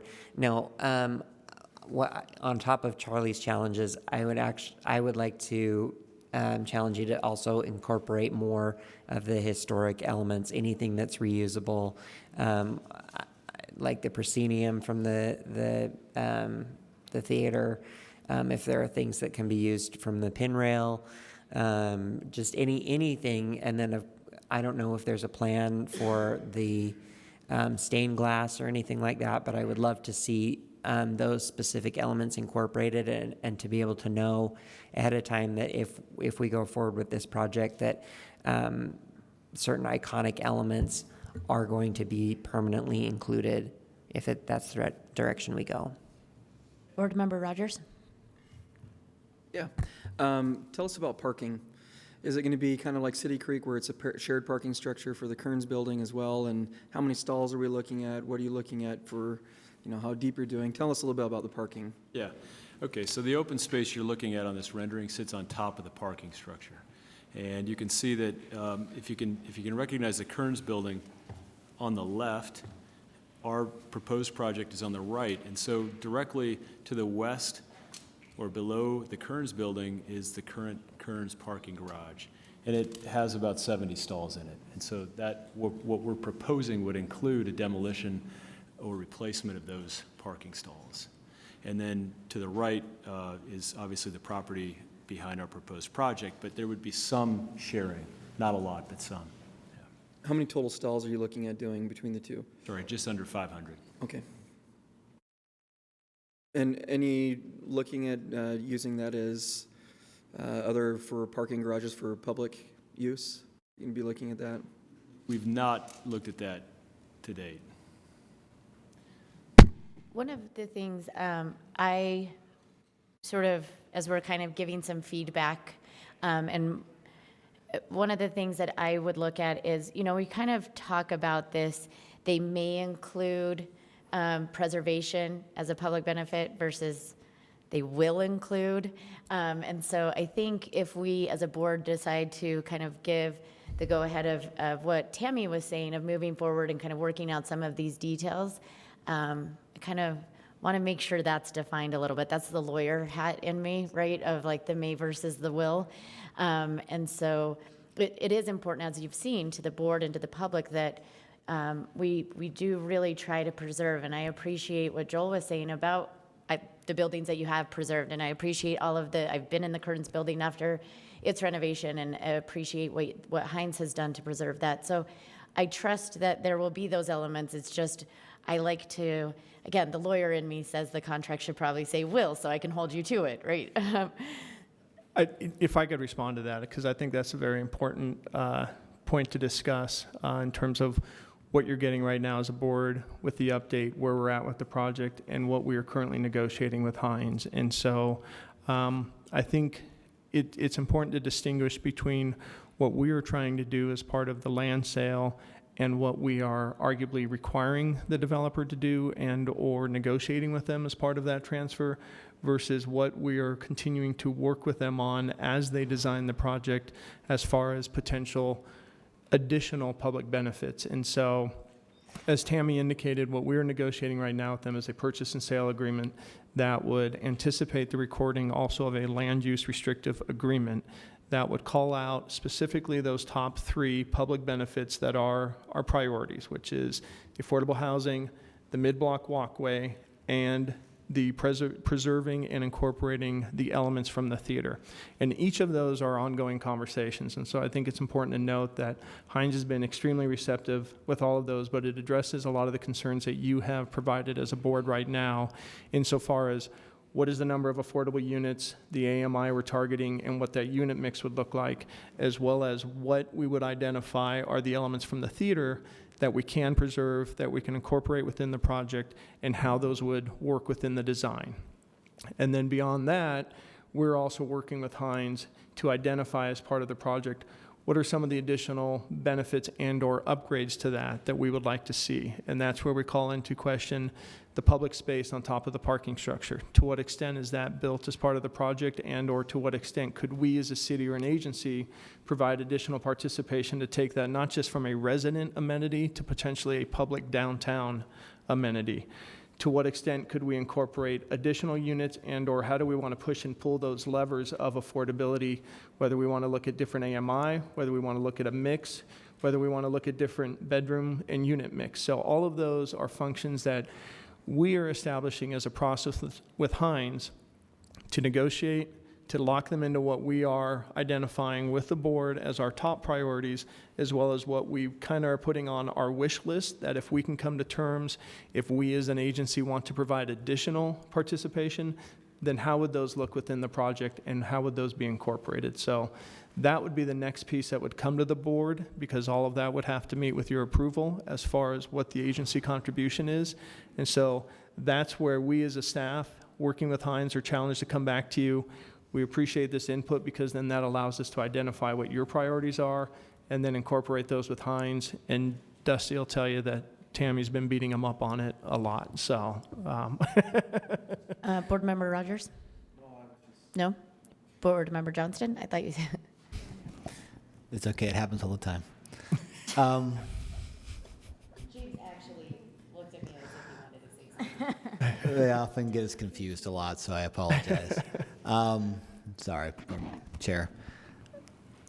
To your point, Danny, I appreciate that. I think that I'd like to see a lot more fleshed out in what we're getting for affordability. I know we had some discussion in one-on-one about that, and we didn't have details at the point about the offsets, the cost offsets for doing more units at a higher rate, fewer units for lower. What threshold can we do down here? It's pretty rare to have this. The second piece was, I know these are initial renderings with the theater ropes and the signboard particularly. I've struggled with sort of losing the theater, like everyone else has talked about. I struggle with the renderings right now at the streetscape level, where it doesn't tell me much about the history. I know there's right now there's advantageous signage at the walkway, and maybe some internal things, but when I walk by, I can't tell anything other than a glass 2.5-story facade, because I'm not going to see the tower from there. And I'm struggling with that piece on just a personal walking streets level. I know we want glass to engage whatever business is inside with the outside. I get that piece, but it feels very sanitized compared to what we're replacing. And I'm struggling with the placemaking piece a lot. So if you could address that in more, it may be difficult. I'm not sure how you do that. I'm a social worker acting as a city councilman, acting as an RDA board member here. But when I walk into that building, I have no sense of that history period from what I'm seeing right now. I know it's initial rough. It doesn't give me a place, and it doesn't stand out not from the tower perspective. I get the tower design for the light and all that. That's great. But from a Main Street activation piece, it doesn't make sense at this point. That's what I'm struggling with. So. Yeah, fair concern, and we welcome that feedback. I think we've not done a sufficient job clearly showing to you the vision for what Joel's Restaurant may become. As he pointed out, I think the idea is to create a place that will highlight much of the theater's history, that will be visible through the glass. It may have some patio space there on the street front. I think that if I go back a couple, the black box you can see midway. Along the walkway, that's really a placeholder to highlight something, and whether that's components of the theater or something else that does not have a designated use, but it's intended to be a give back of sorts. And so I think we can do a better job articulating what that is and showing you, and the next time we come back to show you. But I guess what I can tell you now is we have placeholders there through the restaurant in that space to do exactly what you're asking for. Okay. It would be an important piece for me as a board member to, if I'm talking about getting rid of the theater, for a lot of the reasons we're talking about, there's going to have to be some more details to really help that public process in discussing it.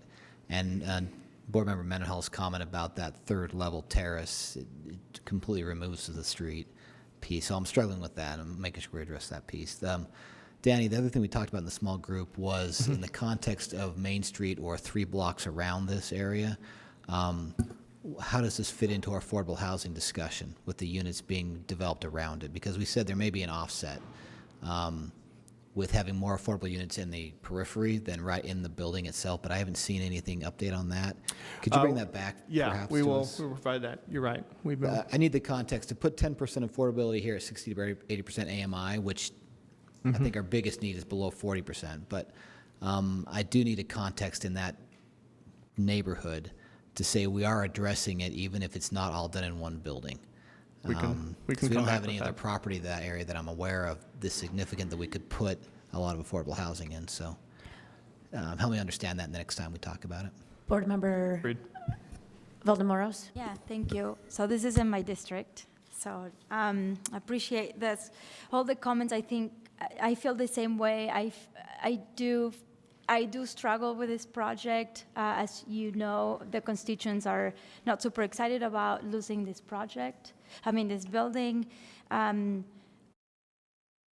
You're presenting something that it's reasonable in a way, but I think it is in District 4. We're losing a lot of historic buildings, and if we're going to end up losing this one, it has to be more iconic. It has to be a star of the show, and it has to have also the checklist that we have and plus more of wants and desires, and also the money that we're gonna get for it. Like it can't just. It feels like we wanted to do something good in the past by acquiring this property, and we haven't been able to preserve it. So now we're at the point that we need to sell it because it doesn't make any sense. So this is where we are as a board and as a city. Now, I call out those philanthropists out there in the community that have not stepped up to come over and talk to us about if this is salvageable as a community, saying, please come over and show us that it is salvageable and make a good offer. But that's where I struggle with everybody being mad, most people being mad in the community, and also with the situation that we have, that it's pretty reasonable and it could happen. So I appreciate all the board members' comments. I want to see more next meeting, something that seals the deal for me, because right now I'm not at a point that it's sealed yet. Thank you. Board Member Mendenhall. My mic is really loud. Can you all vouch for that? It's not even that close to my face. I've been, as you know, here a little bit longer, not as long as Charlie, but long enough that we've been through 2 administrations holding this property and a lot of conversations with different organizations and companies, Preservation Utah, philanthropic opportunities that didn't pan out, and I don't want to see a 3rd administration sit on this property. The theater is gone. There are some relics of the theater, but I fell through the floor when I went in to tour this thing up to my hip. There is not a theater there today. There was a theater there once upon a time, and there are some relics of it. And I think of another property across the street that we own, where there's an arts nonprofit whose task is to not just operate as an arts nonprofit, but to run a building, and it's not going that well for us, folks. This is a much bigger ask if we were to say we're going to ask a nonprofit or a couple nonprofits to help us raise $60 million minimum, plus be able to operate and manage the investment after it's made, and I don't think that's been successful for us. I wanted to mention, after Councilmember Johnston's comments, I too want to see, with all of the investment of a restaurant there, in decades' time, the restaurant could change and turn over, and that history that was once or maybe built into a restaurant could go. So I want to see it in the structure on the exterior of the building. I want to see some acknowledgement of that history that isn't going to turn over with tenant occupancy in the retail portion. And I would refer across the street to you where we made the mid-block entry, but really on Regent Street itself, where we worked hard as redevelopment agency to integrate the history of Regent Street literally into the new Regent Street. So you'll see all different types and materials of installation giving nod to the newspaper history and other activities that happened on Regent Street. So there's ways that I think you could imagine even the sidewalk area outside, paneling up some of the front pillar structures. There's like let's to echo Charlie, let's get creative. Let's make this a true gem and a building that stands out and that tells a story. Yeah, got it. Thank you. Getting all this. Got it. So, I think, need to take some action in some ways, or give some direction, it sounds like. I think you've done that. I think if I'm understanding and hearing the board, generally supportive of the proposal. Obviously, you have each identified priorities for what you would like us to come back and build within what the ask would be for any agency participation. Our next steps would likely be to execute a purchase and sale agreement that provides for that process, that outlines what those top priorities would be, as well as the structure for which we could address the board's concerns and priorities within our ongoing negotiations, as well as Heinz's due diligence. And so we would offer to potentially come back to the board in November and either have a check-in update on where we're at with some of those, or if we feel we're able to address them, have the preliminary discussion of what a participation level would be from the agency. But we will continue to work with Heinz, and we will try to address these as much as possible before we come back for that meeting. Okay. Thank you. And I want to thank the three of you again for working with my schedule. It was important to have you guys here for this discussion, and I was glad to be here as well. So thank you for kind of rearranging. I appreciate it. Thank you. Our agenda says that we should take a break at 4, but we have still a lot to do, I think. Maybe not. I don't know. Does anybody need a break? Okay, let's just do a quick, 5 to 10 minute break, please. Thank you.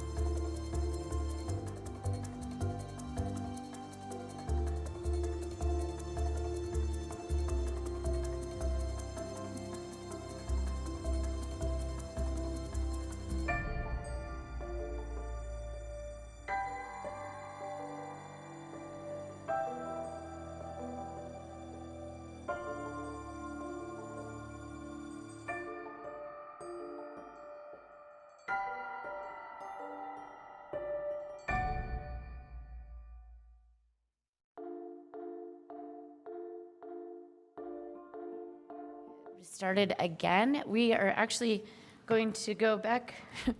I know this agenda has been all over the place today, and I appreciate everyone, but to item number 3, which is the RDA guiding framework, including the RDA mission and values. Hi, Court. Welcome. Hi. Thank you. I just bypassed Danny. So they didn't even talk. Like, I know. Who cares? Well, thank you. We're here today asking the board to consider a resolution to adopt what we refer to as the guiding framework. It's a strategic document. We presented it to the board in some small group meetings in the spring. We presented it to our advisory committee as well as at a board meeting formally in May. It's presented on the screen up there. I believe you also have copies in your packet.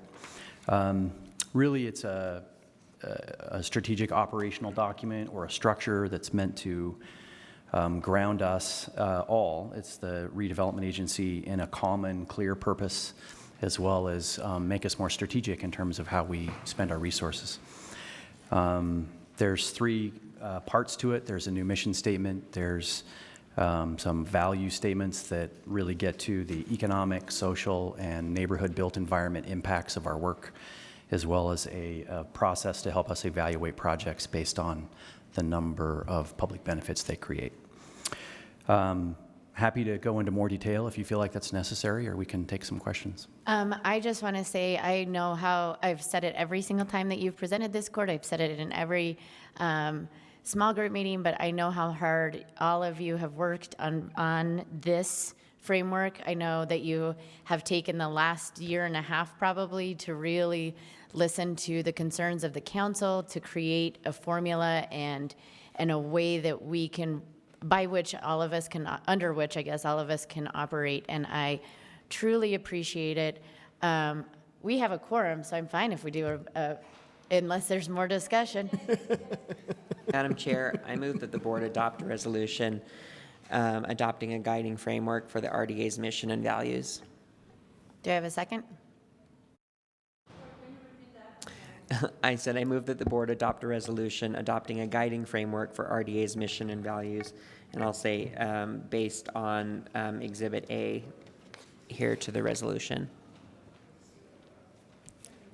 Thank you. I have a motion by Board Member Wharton, a second by Board Member Valdemoros. Is there discussion on this motion? If I can, Yeah, please. Madam Chair, we've all, I think, had the opportunity to meet with RDA staff over this. I think this is a really good synthesis of information and decisions and sort of the general direction that RDA is already on. I think that it's hard to take all of that and boil it down into something on a one sheet, but I think that that our staff, RDA staff has done that here, and Court specifically. I really think that this is very clear, and we can continue to flesh these out as time goes on, but for purposes of today, I mean, we're just talking about this. I think it's time to move forward with it. Thank you. And I just want to say, I'll get to you, Board Member Johnston. I agree 100%, Board Member Wharton, and that this, I view this as sort of what that foundation is that we get to work off of. But it's sort of always a working, living document that we continue. And we've heard it from different board members of how exactly do we define sustainability, for example, or how exactly do we define transit opportunities? What does that look like?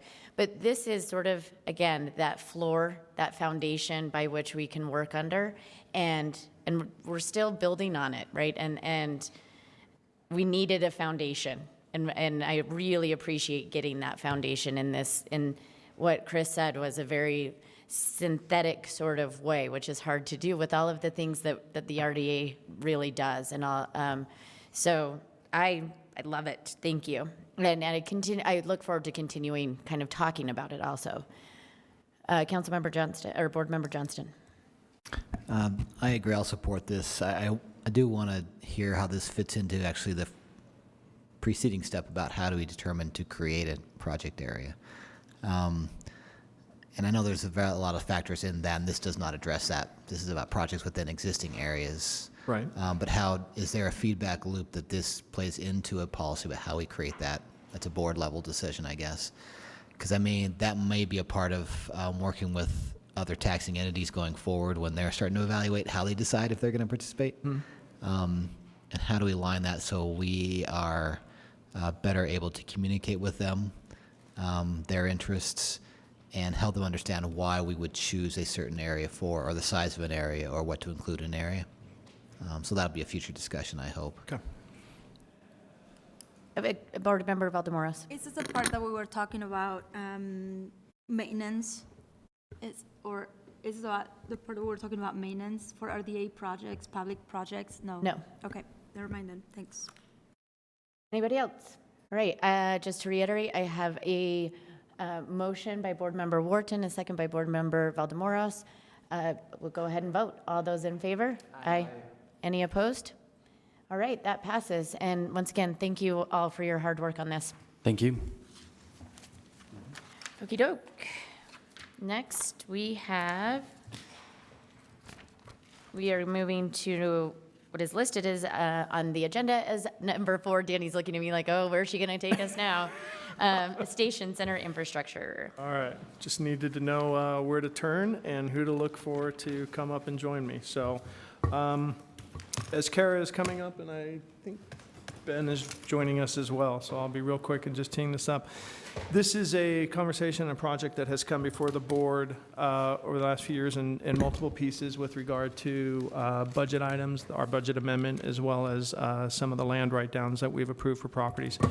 Our goal today is to provide an update and overview of where we're at and what the next steps would be, because arguably those next steps involve either decisions by this board as they relate to potential maintenance items and or future allocation of funds for doing the project. So really what we're hoping to accomplish as we continue to move this project forward is to identify where we as an agency want to move for finalizing our current and existing negotiations with property owners, as well as how we potentially want to look at marketing properties within the station center area. So I think, Ben, you're going to go first, and then quick intro. Yeah. Before I begin, there is a hard copy of the station center area map in your folders, so when there's references to specific sites, it's easier to orient. The station center project is envisioned as creating 3 new public streets.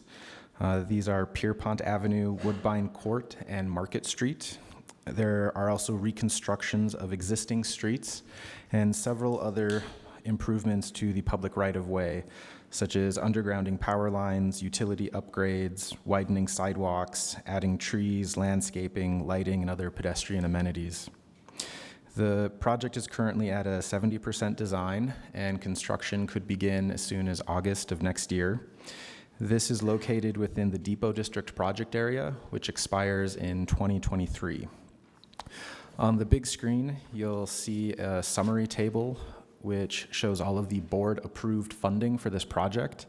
And this includes a mix of direct investment in the infrastructure improvements, as well as development incentives, specifically 2 land write-downs that the board authorized in March of last year. And an important point is that this is the maximum amount that the board authorized. The actual amount will be determined based on the final costs of the public benefits. So those amounts could be less in the final accounting. There also could be additional requests for funding related to Station Center. So the 19.2 million total could include additional items and go up. The last item is maintenance. The board has expressed an interest in determining maintenance for large infrastructure projects, especially ones that have enhanced amenities above what is typically provided on a city street. The Station Center project does include these enhanced amenities. Attachment C, which is the last page of the transmittal, includes a breakdown of the costs for these enhanced amenities. It's currently about $320,000 ongoing, and a one-time purchase of $95,000 for equipment. The administration's recommending a business improvement district, or a BID, and we noticed that the existing Central Business Improvement Assessment, which funds the Downtown Alliance, also includes these 2 blocks of Station Center. So if there were to be a maintenance district, it would be in addition to that area that funds the Downtown Alliance. But the Downtown Alliance doesn't do maintenance. They do economic promotion, marketing, advocacy, so they are separate purposes, correct? Okay. And with that, Madam Chair, so a clarifying question. Don't they also do some project-specific things like cleanup and if there are things that need to be done or snow removal? Or is it just strictly economic development? my understanding is the general fund pays for the central business district maintenance. So the snow removal, leaf removal, power washing the sidewalks, trash receptacle removal, all of that. Okay, thank you. Cindy, did you want to add anything to that? Okay. Anybody else right now before we go on? Ben?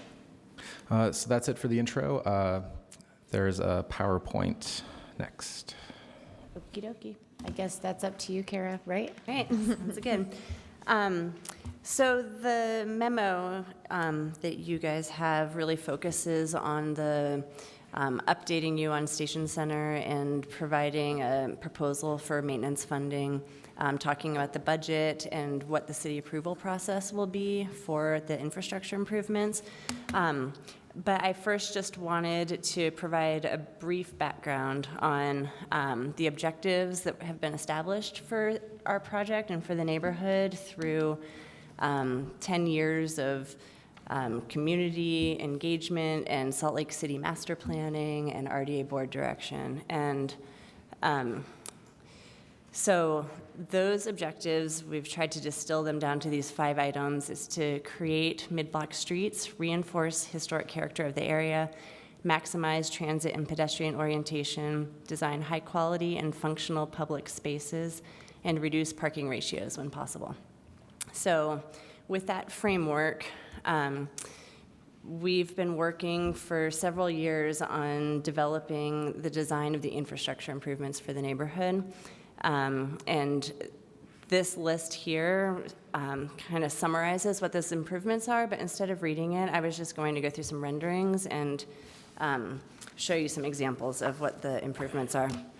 So this is an aerial view of the neighborhood, and one of the infrastructure improvements is to widen the sidewalks on 3rd South. And so you can see this is 3rd South here, and back in 2014, the right-of-way was reduced from 132 feet to 85 feet. And the purpose of that reduction was to provide a more pedestrian-oriented environment for the neighborhood and for the RDA to use that extra right-of-way for pedestrian activity. So this is a view of how 300 South would be laid out now with the reduced right-of-way, and then these are the wider sidewalks. They're wider on the north side of the street than on the south side to take advantage of the sun exposure in the winter. We also, other infrastructure improvements include planting street trees and putting in landscaping, which you can see in these photos. Lighting and furnishings. You can see someone sitting on a bench here next to the planter. Also to, let's see, more street trees. And then rain gardens and pervious pavers were included in the design to take advantage of capturing some of the stormwater for irrigation. And you can see rain gardens in this image. You can see pervious pavers in these gray bands here where the trees are planted. And those trees are planted in a tree trench, so it's not just a tree grate like we have in a lot of our neighborhoods. It's a long trench that's where the soil is supported by this silvicell structure, so we think that will help those trees thrive. Kara, I'm going to interrupt real quick. Sorry, go ahead. Thank you, Madam Chair. Can we go back to that one? So this is something I would love to see incorporated in other projects around the city. You know, I know that we're in an RDA meeting, but with other projects as well, I think it's great. My only concern is that with I just see like an incredible amount of maintenance that is going to be required to keep it looking like the photo. I mean, when we see, current traffic islands around the city with, 4-foot weeds that are sprouting up in the cracks, I mean, that we can't really take care of that. And so it just worries me that, it's a very cool feature that I hope looks cool or as cool as it does 6 years from the time that, the first year that we first put it in. So do we know, I mean, I know that we've talked about maintenance and we've just barely talked about it. Is there a plan for how to maintain that from just turning into an unkempt weed patch? Well, what we've For the long term. proposed, for the long term, is to establish a business improvement district for the neighborhood that would provide the maintenance funding. So it would be set up like a special assessment area. And the budgets, we've worked with both parks and with facilities to try to get some estimates of what annual maintenance would cost, and the estimates range from $320,000 to $400,000 a year. They would definitely want me to emphasize that those were estimates. Sure. 320,000? 320 to 400 is. And so what we've proposed is establishing a business improvement district to collect assessments from the property owners. Great. Thank you. Can we go back to something that you mentioned, Ben? If I can refer to this map, which I had to put north and south on because I'm dumb, but you were mentioning that there are some of this area that is already in the BID that supports the DTA. We're all going to use acronyms, apparently. I'm just going to speak in acronyms right now, or whatever. Yeah. Which area is that exactly? Can you repeat? I think you said it, but I just want to orient myself a little bit. So both of the blocks that you were looking at are included. The area for the Downtown Alliance, I've got its boundaries. It's essentially from North Temple to I-15, and I-15 down to 400 South and to 300 East. So 300 East, I-15, North Temple to 4th South, and that includes everything on that map. Okay. So, right, so have we started the conversation with property owners or potential property owners or people who are out there about having a second,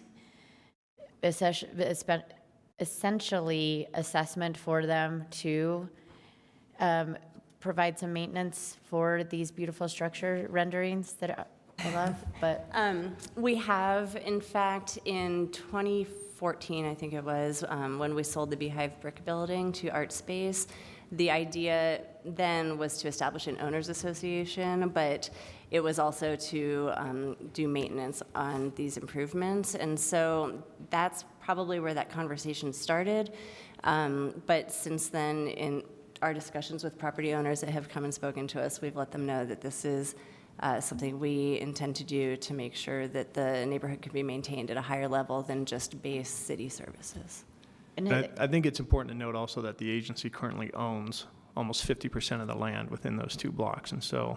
So as a property owner, are we okay with As a property owner, we support it because we're proposing. But I think that's important because that was the intention of this discussion, was to see if the board supports this as a model for this project to pay for the maintenance, and if so, then we would want to start that process and have that in place prior to disposing of the properties. So it is locked in and people are buying it with the full knowledge that they are getting that double assessment. Have you had any pushback from other property owners besides us or you about having sort of that double assessment fee, if you will? I think that the discussions so far have been that that is something that we will need to discuss as we're negotiating any agreements that we have with. Fair enough. That was a really good lawyerly answer. The it depends answer. I've asked a bunch of questions. Other board members? Yes. Yes. Board Member Johnston? Madam Chair, thank you. I got a transportation question about the layout right now. In the renderings, it looks like you're doing multi-use lanes for bicycles, scooters, other things with the cars. Is that accurate? Throughout? Let's see. So on 3rd South, that is true. There is no dedicated bike lane because, for a couple of reasons. That is what we were proposing to be the festival street and as a curbless street. And so we imagined that it will have the feel of a plaza and traffic will be moving very slowly on it. And so it is, there are sidewalks for pedestrians, but we imagine that bikes will be using that roadway. And another reason we didn't establish bike lanes on that road is because if it's closed off for festivals, we don't want that to be the primary bikeway through the neighborhood. So Market Street, which is this street farther south, is planned to have a dedicated bike lane. And so I don't know about Pierpont, actually. I'd have to go back and look at that design. I just asked, I didn't see a Market Street street rendering in the packet. So when I looked at it, I saw one lane of traffic, and I get the Festival Street needs. But I also saw a water tray. Well, I see linear scoring right off the side of the shoulder of these roads, and then a water tray that's sort of in a depression of some depth. I can't remember how deep it is. Right. So you are looking at these, right? Yeah. So I guess my thought is I'm thinking through, I don't know what's going to happen with the Rio Grande property, either where the road home is or that parking lot, if it's going to be a through access anymore to 3rd, or south of that between the Rio Grande Depot and 4th South. Depending on what happens to that, it could be a major thoroughfare from the station to downtown. And the cars may go slowly, but the scooters won't. They'll probably go around the cars or through them, right?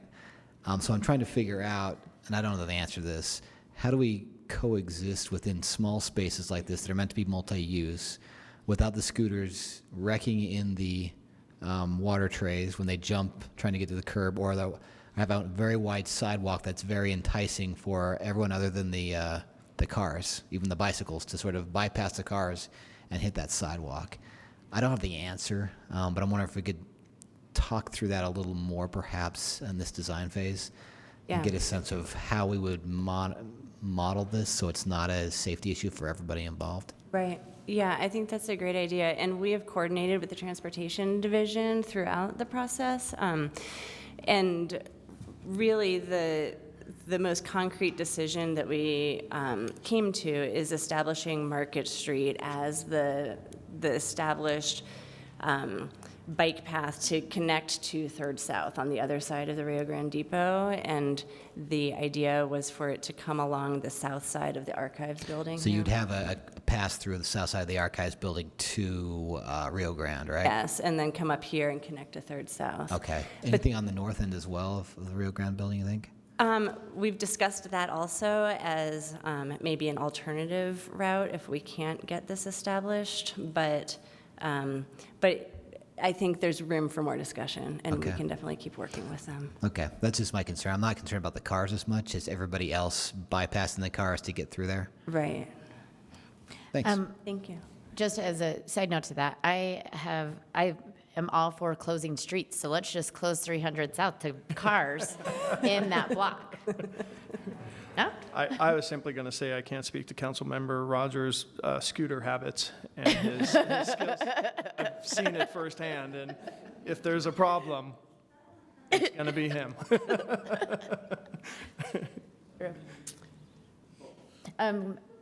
Board Member Wharton had something. Yes, so I kind of share the concern too about having another area with SSAs or business improvement districts. So, and I think that you sort of asked this, but what differences are being made now that are different than what we were doing with Ninth? Did you already answer that? Are you speaking in terms of the level of improvements or the process? The process and like the commitments that we're making right now, so that we don't have a repeat of the Ninth South issue. That's a great question, and I think the biggest difference here is I said we own the property right now, so the difference would be our ability to put this assessment in ahead of going out and really doing the improvements. I think obviously the question and concerns of what other property owners on the blocks would be concerned with in terms of having that double assessment. But with Central Ninth, where we are coming in after the fact of already presenting the design and speaking to the ability to construct it and are now proposing to do the SAA, that's more challenging than coming in today with Station Center and putting that assessment in before we even sell the property. Okay, and what about, would the proposed, or we talked about a public market in this location, where would that fit into all this? That is site, I don't know if you have that map in your presentation. So that was previously discussed on Site 5. Site 5. Okay. So there's, and are there, in the event that the public market doesn't happen there, what other things would we be looking at for that area? I don't know if we've looked at what alternative users would be for that site. I was going to say that I think it's important to note that the idea of having a pedestrian activated and scaled street in this area predates even the discussions of having the public market on that site. This has been something that's been identified in not only the RDA plan, but the master plan for quite a while. And so I think to your point, building the street and identifying it as just having that pedestrian scale between the intermodal hub and the depot was the priority. And then now coming in and as we dispose of property, trying to find users that will help create the demand and the ability to activate that space. Okay, and then the UTA's plans to, that would be north of this, right, to develop sort of their offices? It's the block directly west, jumping across the intermodal hub. Is that correct? Yes. Yeah. So it's a little northwest of here. Okay. Oh, is it? Oh, it's further west, but it's about the same. Is it the same south, or is it north and west? It is on Second South, and keep in mind they also have their existing bus facility that maybe what you're thinking about, that is kitty corner northwest of the block, yes. Okay. Thank you.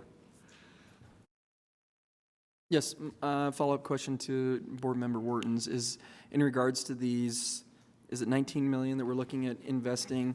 How much of that 19 million or any of it is in regards to building out infrastructure for a public market?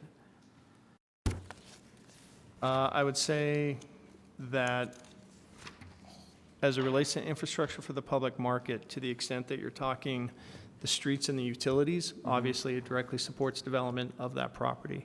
As it relates to Pierpont on the north end, this 19 million does not include that portion of Pierpont. That would be anticipated to be provided as part of that development, possibly through an additional land write-down. But there is nothing in these funds that directly provide for the construction of the public market building. So these funds that are, we've got 19.27 million. I mean, in anticipation, are any of these lists that we've got here in anticipation of a public market, or is this just solely to spark the infrastructure and the development of Station Center? This is strictly for the infrastructure and the upgrading of the utilities to provide for the development of these two blocks. Is in Station Center. Okay, great, because we're on this path, and that's I always come back to Station Center and the public market, and both of you are well aware. I just want to make sure that we're not jumping the gun and eliminating some sort of opportunity. And I would say in response to that just looking at the number to make sure I get it right, the only item here that could conceivably provide a direct benefit to the public market would be how the shared parking may or may not be built out for that block. And so that could be something that arguably could be done as part of the block, all users that benefit from it. And so that may be something that provides a direct dollar benefit to all of the properties that would be able to use that parking, insofar as they may or may not have to build as much of their own parking. So, thank you. Other discussion? Carrie, did you have more to present for this? I don't know if we made it through your presentation. I think we basically got through it. Okay. All right, what's the next steps on this, by the way? We are looking for direction on the maintenance funding strategy. If that's an acceptable approach to the board, then our next step would be to work with a consultant to try to evaluate different assessment methods and probably get additional cost estimates for the maintenance, get those to be more nailed down. And then we'll have an idea of really what the assessment area would look like, what the impact would be to each property, and we'll know better how to move forward. So I think at this point, I would ask to see if anyone would be interested in proposing a straw poll, so we can give our RDA staff some direction on whether or not this is the route we want to go to explore maintenance is through another SAA or BID type of idea. So moved, Madam Chair. Madam Chair, in addition to that, I think that it's worth a discussion that we shouldn't have to put this on RDA staff to go out and do. Maybe we look at a consultant in doing this process. Because I don't want to overload the staff and going out and doing SAA or a bid, and that way, to me, it takes clouded doubt out of everything, and you get a contractor in there to do it, a consultant to do it. And Jen has some further information on that. So just to clarify, I think RDA staff is proposing using a consultant to come up with initial analysis. One observation that we've had as these discussions have gone on is that there's no one department that is sort of perfectly suited to managing the SAA process once you have estimates, in terms of setting up all the noticing, making sure the public hearings get set, managing the sort of public information. There's a lot of public information that needs to be shared, and there's no sort of one perfect place for it to live. And so I think that's where your idea was coming from, if I'm recalling our conversation correctly, is that a consultant separately be tasked to manage that kind of process. Can I clarify my straw poll so that it would be Danny? I just want Danny to single-handedly do it. I don't want him, I don't want him to do anyone else. You can definitely do that. But can I? So I think with that, maybe there's sort of two straw polls-ish, right? The first, perhaps, being that to see if we all agree or like the idea of you going out and getting a consultant just to kind of create the original SAA or look at that and evaluate it and what that looks like. And then the second sort of being to come back to the board and say, once we're at that public process, maybe come back, and it sounds like at least a few of us would be pretty supportive of having another consultant do that process. Because I think it was a discussion that we had that there isn't anyone really, that's not your job, is to go out and convince people to get involved in this SAA idea. And so maybe there's somebody out there that does this, and we can put that onus on them. So I think there's sort of two straw polls there. Does that make sense? But I'm not sure we have to follow Robert's rules with this straw poll, so. So I'll push the first straw poll, and then James can do the second straw poll. Perfect. How's that? Okay. Yeah. And do you want to restate what you just said? Because that was good. Yeah, so the first. Yeah. The first straw poll was, that we have the staff move forward on, with the consultant on doing the evaluation for what the SAA would look like, basically. All those in favor, thumbs up. Great, there you go. And then I think the second straw poll was come back to us when we're back to that, that after that process and we're out getting ready for that public input process. All those in favor?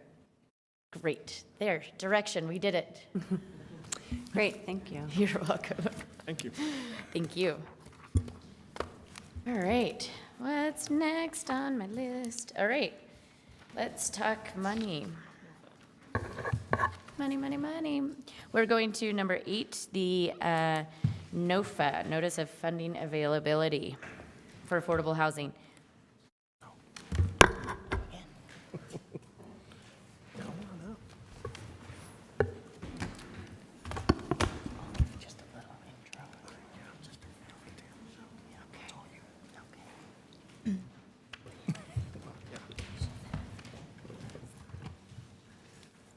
Allison, welcome. Welcome, everyone, to the table. Thank you, Madam Chair. Take it away. This is, as you mentioned, the NOFA for 2019. The RDA Finance Committee evaluated 12 applications to that were submitted for these funds. There was a total of $10.7 million in incentives available. This included both citywide funding for $6.2 million and projects in high opportunity census tracts for $4.5 million. The objective, well, there are two objectives for today, I think. One is that the board acts on the Tier 1 funding during today's meeting to allow these projects to list this kind of support in their LIHTC applications in October of this year. So that's the urgency for that. Can I interrupt you real quick, Allison? I think just, so real quick layman's terms on this. The resolution is for the 6 million. We can have a policy discussion on the 4.5 million. Sorry, Allison, but we've been sort of using these sort of short terms, and I think if we kind of boil it down to our short terms, we can focus everyone. And so the 6 million, and like Allison mentioned, the reason we need the resolution is because these developers need to get that in for their tax funding stuff, whatever, whatever that's layperson's terms. Yeah. The only additional thing I would add, Madam Chair, is there is a list of potential questions for discussing whether the board would like to make some changes to the NOFA high opportunity census tract policies. Those are listed on page 2 of your staff report. Apart from that, I think the RDA experts should take it away. Can I, before you take it away, can I just have the board, I'm gonna again try to focus us. Can we split this into those two different things? So if we can focus the first one on the 6 million, that discussion on the 6 million. So if you start talking about the 4.5 million, I'm going to interrupt you and tell you to be quiet till we get to the next item. So let's discuss the 6 million and get that taken care of, and then we can have that, what I imagine will be a little bit longer discussion on the 4.5 million. Does that work for everyone? I'll mention too, Madam Chair, that there was a change in the motion sheet that was in your packet, so there was a new one that was uploaded this morning. It should be in your red folders. Blue folders. Your folders.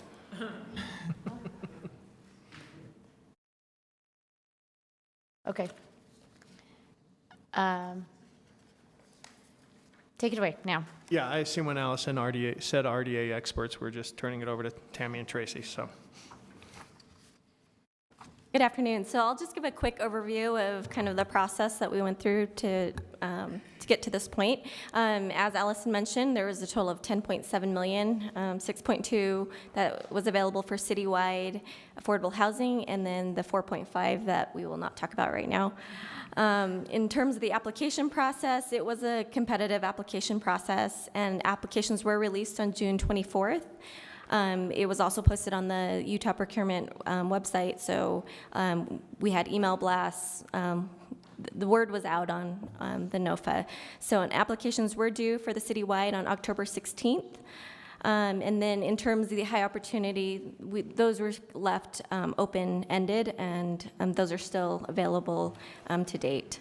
In terms of the applications we received 12 total applications, all for the citywide 6.2 million, and there was a request of over 24 million for affordable housing.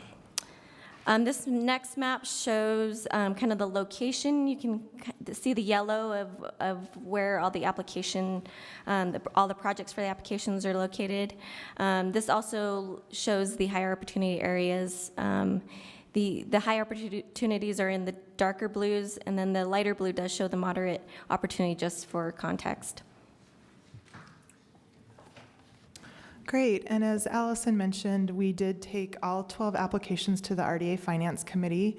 The RDA Finance Committee considered the funding priorities that were adopted by the RDA board in the NOFA policy. I believe that policy was adopted in June of 2018. So there's a series of funding priorities that the board included in that policy, and we have a discussion in the packet about how each project met those priorities. But in addition to the priorities, the Finance Committee also looked at project readiness, completeness and quality of the application, financial need, project viability, and overall impact on the community. And the committee decided to rank their recommendations in order of priority.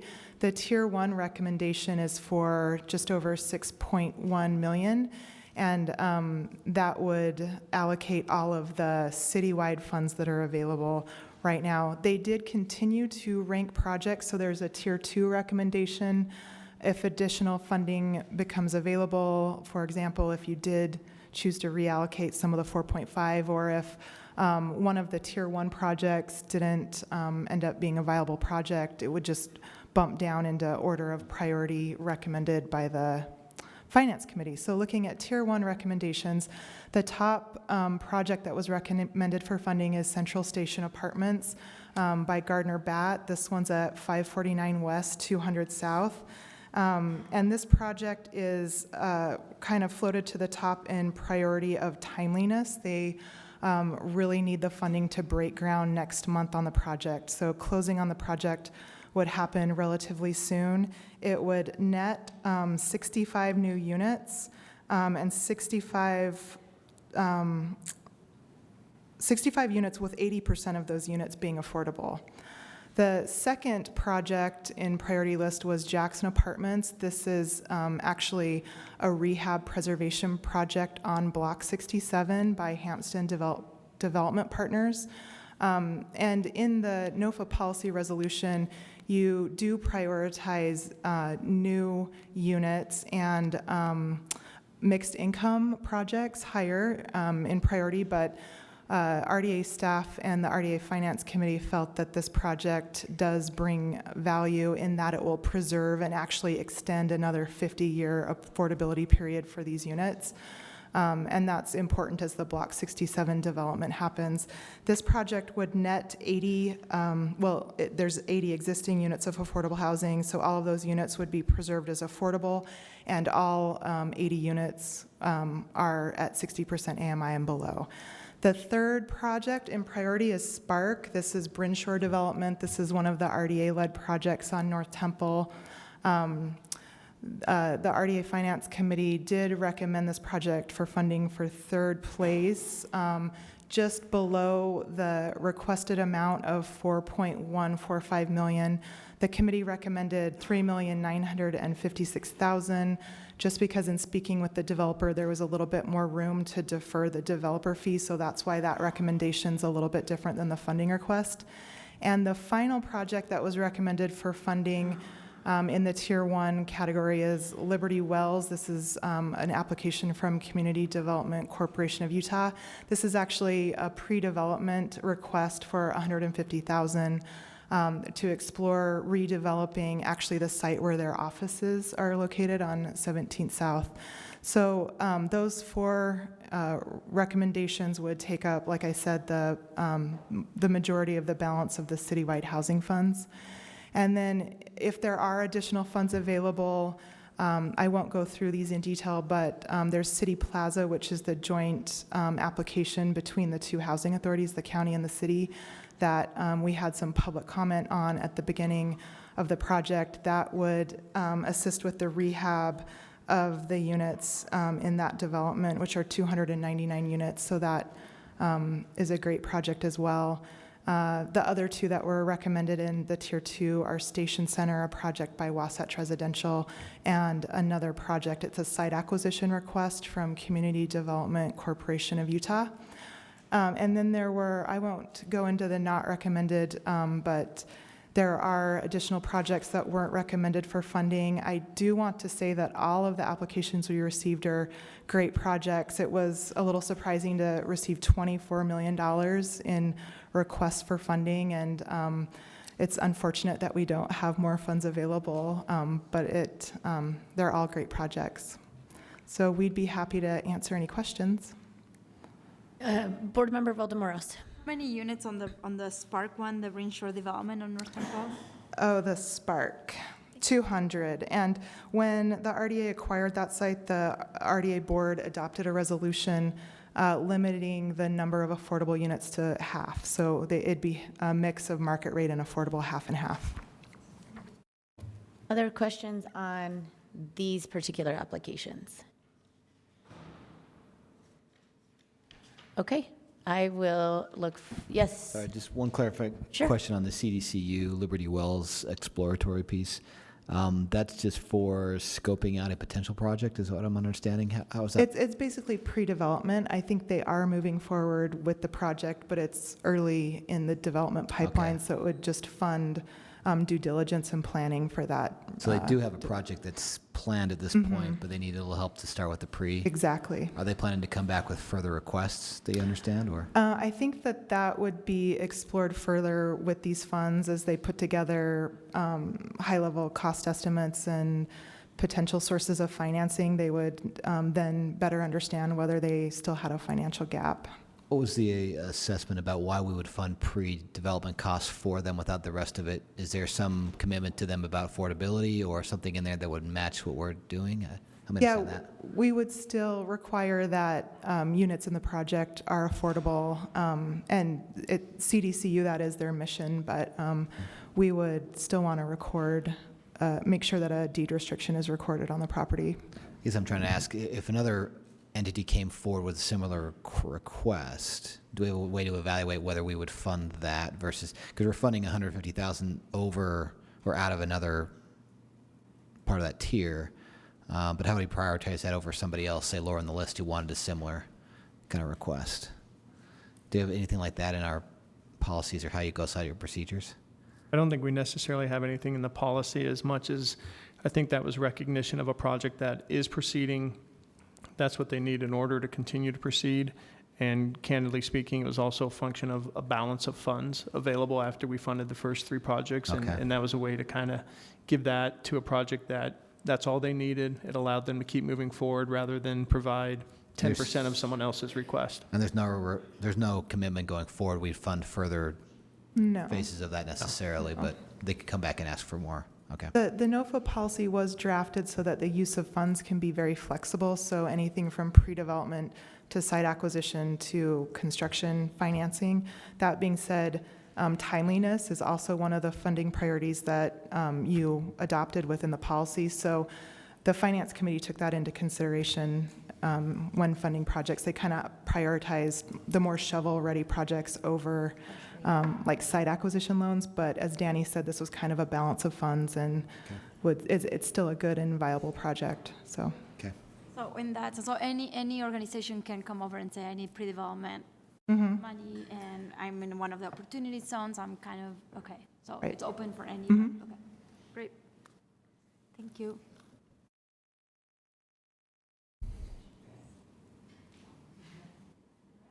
Nothing. Anybody else have anything to say on these NOFA, on this NOFA part, this part? Great. In that case, I will look for a resolution, a motion.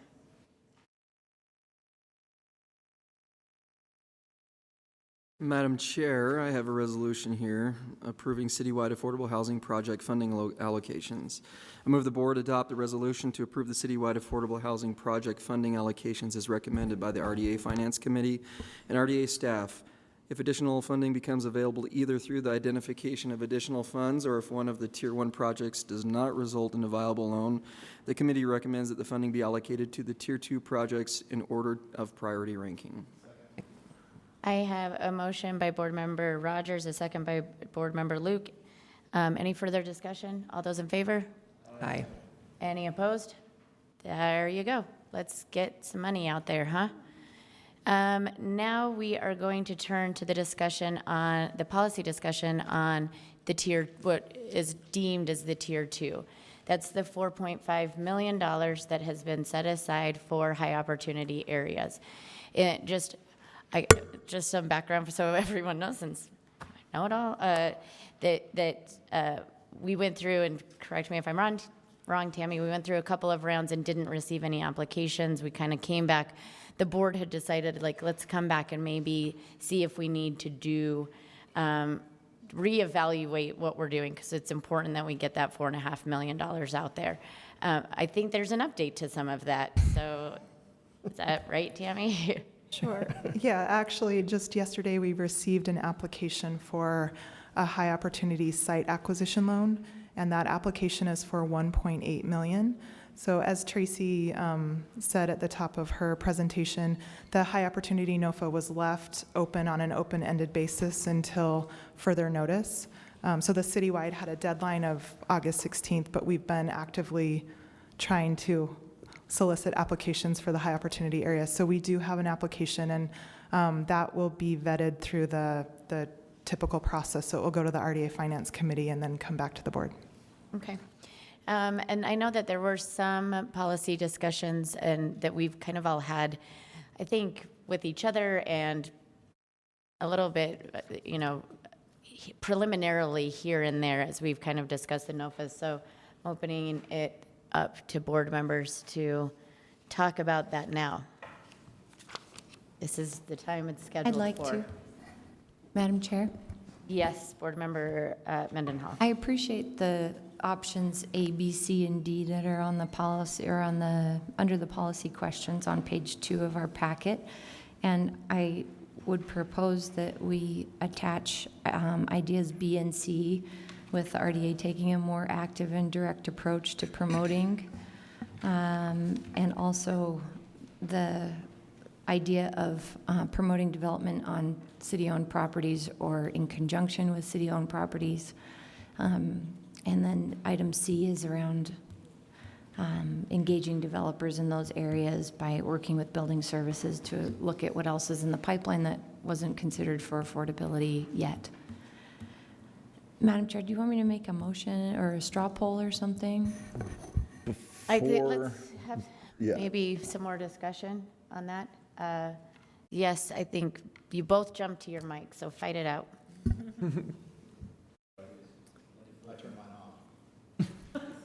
I defer to my elder.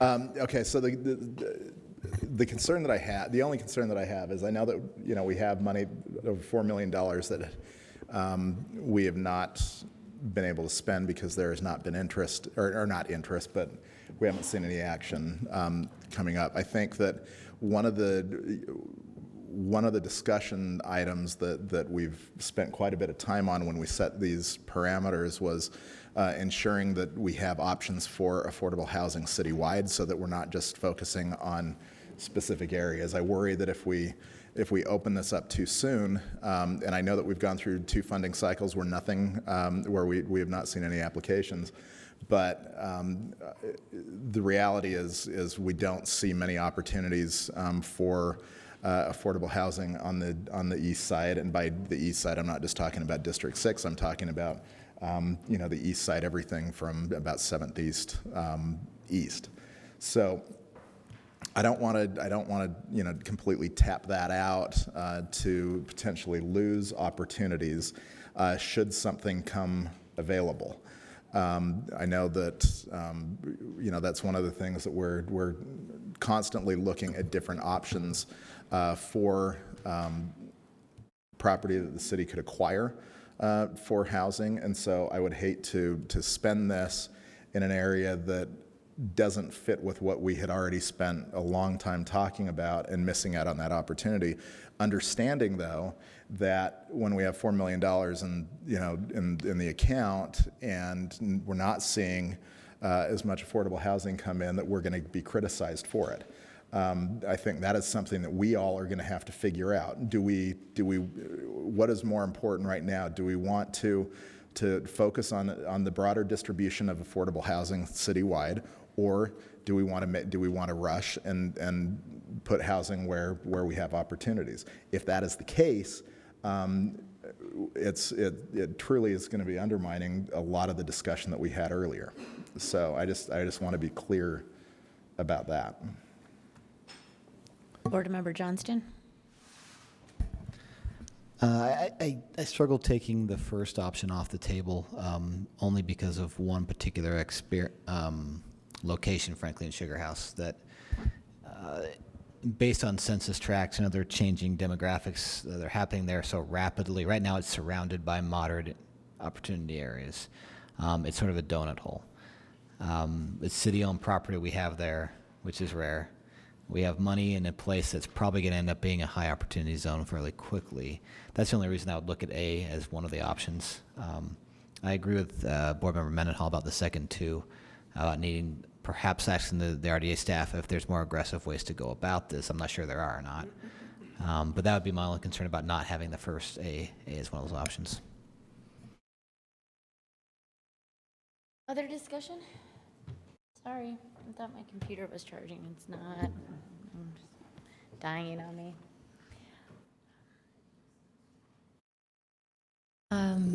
In looking at the map that we have, it gets a little bit confusing in the downtown area to see where adjacent areas end. Like it's in that very gridded area. Are each of those separate census tract? Do you know what I'm saying? We've got the larger gridded boxes in that, yep. No, those are not. Okay, so areas adjacent to. Those are the streets, the grid. That's what I thought, but it's very hard to see where the census tract boundaries are for census tracts adjacent to. And Madam Chair, I think that staff was intending that term adjacent to be flexible in the sense that it could mean adjacent census tract, or you could clarify to say within 100 feet or within half a block or within a quarter mile. It's one of those, I think, policy calls that is totally up to you guys. Well, I'll just say that I agree with what Councilmember Luke was saying. When we look at the Tier 1 recommendations, all the top 3 have west in their titles. And, you know, it's encouraging to hear that an application has come through. I look forward to seeing if it continues in the process and where it's at and what it's proposing. So I'm not ready to put this money out there so that we can keep having west in the address of the money we're loaning out. So I'm ready to make a straw poll if Madam Chair is ready. If there's no more discussion, I'm fine. I would propose that the RDA board directs staff to incorporate recommendations B and C under policy question 2 in our packet.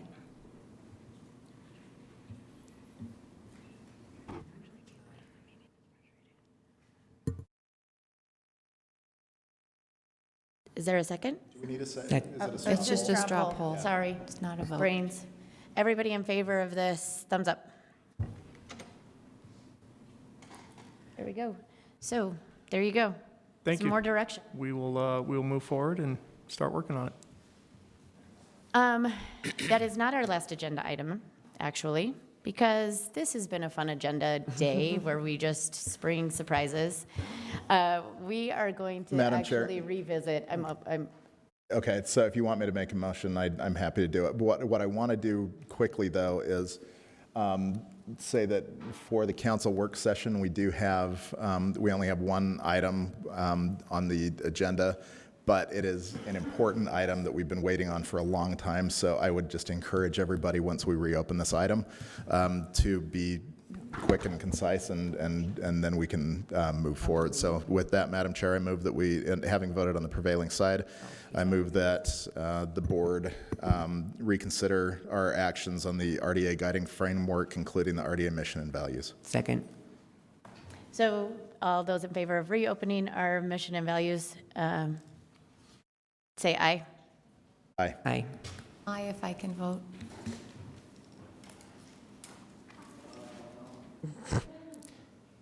Promise I'll be swift. Okay, we need to figure out We who's need saying some aye. votes from that end. Do I need to roll call this so I understand? Anna? Start with me. Charlie? Yes. Can Aaron vote? Not clear. Was it? He wasn't here. Okay. I wasn't here for it. So if Erin wasn't in the room for the previous discussion, I'm looking at Katie, she says no. Okay. Aye. There you go. Rogers? I don't know, but I'm going to say yes. Johnston? Anna? I'm a yes, so there we go. We're back to the mission. I'm sorry that I wasn't in the room when this came up, and I will try to be swift. But because what I want to propose is a change to the mission of the redevelopment agency, I didn't want to have it go off to staff to start working on things and then propose a change later on. So what I want to propose is an echo of conversation we had today and conversations we've been having for some time. And it's an insertion of environmental sustainability into the mission of the RDA. So in the mission statement, it reads, the Redevelopment Agency of Salt Lake City revitalizes neighborhoods and business districts to improve livability, spark economic growth, and foster authentic communities, serving as a catalyst for strategic development projects that enhance the city's housing opportunities, environmental sustainability, I propose, commercial vitality, and public spaces. And I make that proposal because our financing tools that we have, particularly through the RDA, in acknowledging that buildings are about to outpace vehicles as the #1 source of emissions, are the greatest tool I think Salt Lake City has in assuring that the buildings we're supporting, the future of Salt Lake City's buildings, are at least considering environmental improvements. Now, the one other spot just below that on the community, I'm on the staff report, page 2, but there's the 3 core values of economic growth, community impact, and neighborhood vibrancy. I would also submit that we insert environmental sustainability into the community impact value to say we prioritize projects and programs that demonstrate commitment to improving equity, environmental sustainability, and quality of life for residents and businesses in Salt Lake City. That's my proposal.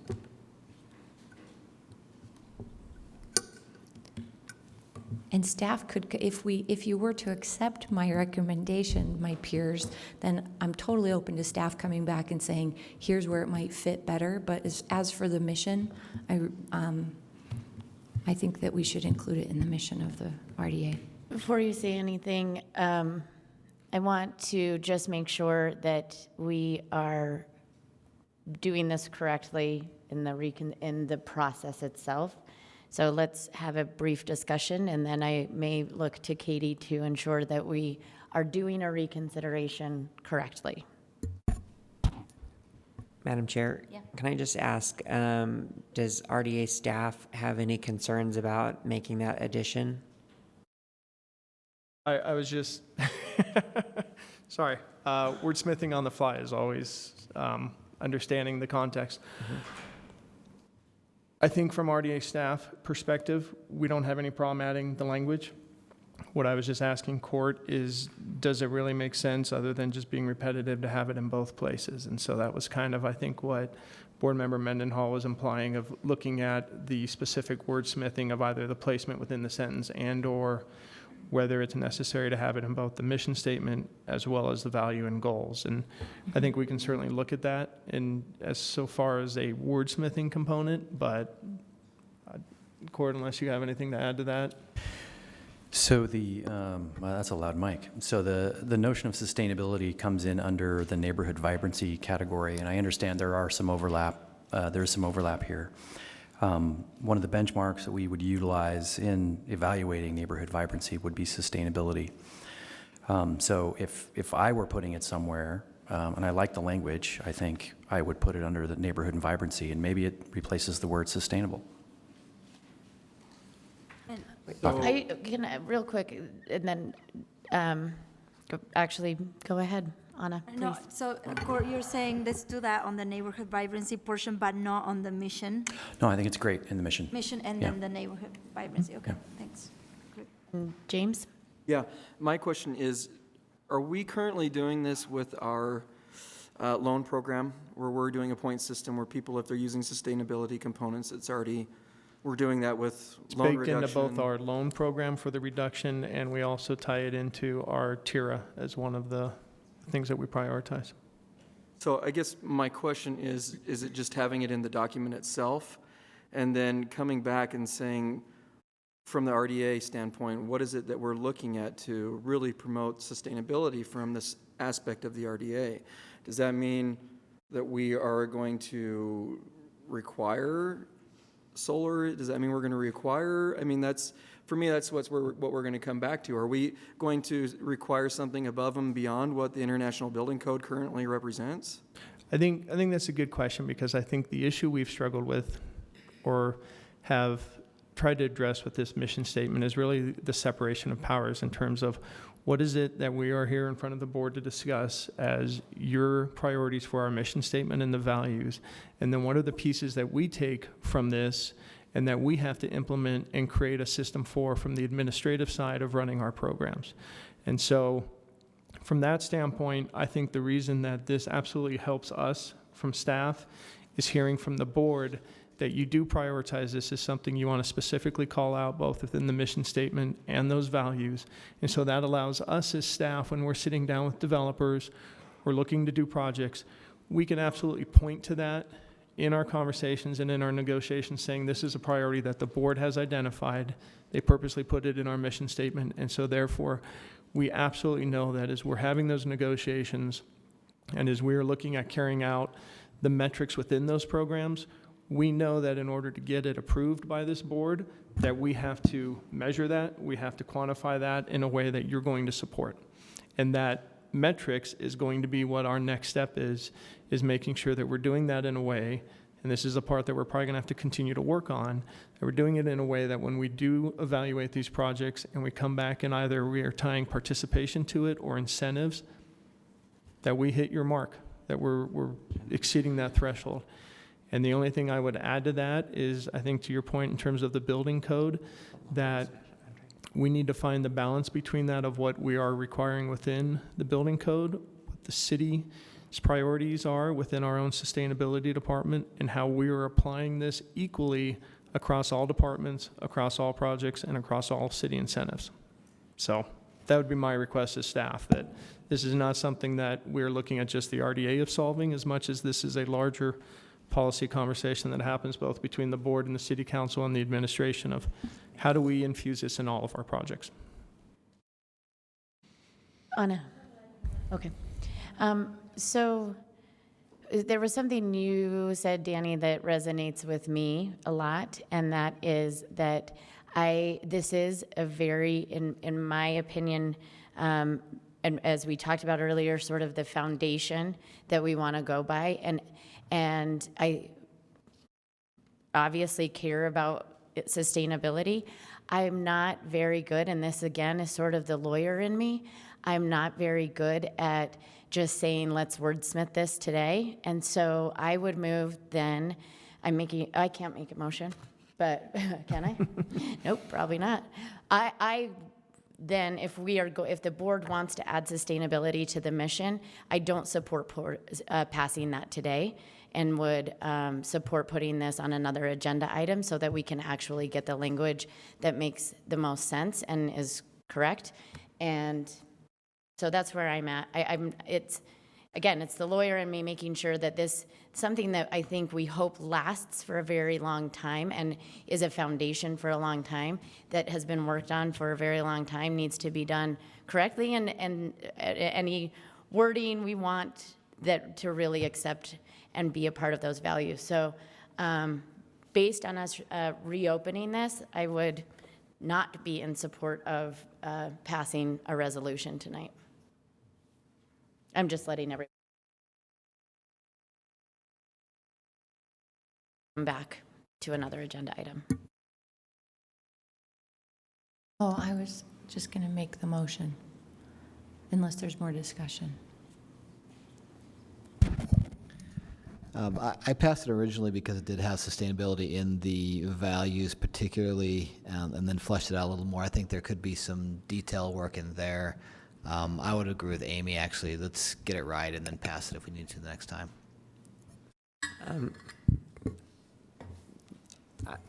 I'll support that as well. I just want to say, though, Aaron, you missed my good speech.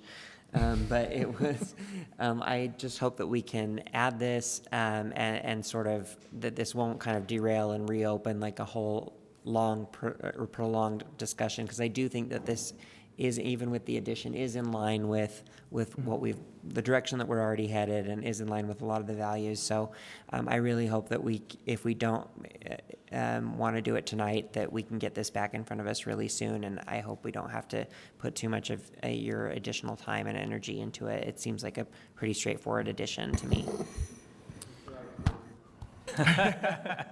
You took it away. Yeah, I mean, for what it's worth, we can add it to the mission statement, and I think if it's agreed to put it in neighborhood vibrancy to replace sustainable. Madam Chair, is there that's any up way to that the we board. could get this on the agenda for the next meeting? Or is that enough time?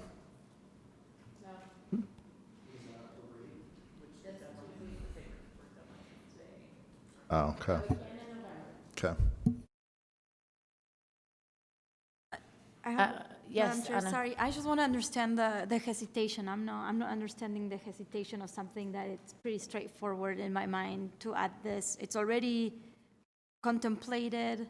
You guys obviously have thought about it. We have been talking about it for a long time. It's not, and if I can explain my hesitation. Yeah, for sure. It's not that I don't want to add sustainability. It's that I want to make sure the wording in our mission statement that we hope to continue on for a while is correct. We've been wordsmithing this for a very long time and working on how it all works together and what it is. And I don't feel comfortable just wordsmithing on the fly and then passing something and saying, this is, I want to allow the time to make sure that the words are correct, because they mean a lot. And so I am great adding sustainability. I think everybody wants to add sustainability. For me, I want to make sure we're doing it with the words that make sense in how we can move forward with this and what it means. So I want to give the staff the time that they need to add that in there. That's my hesitation.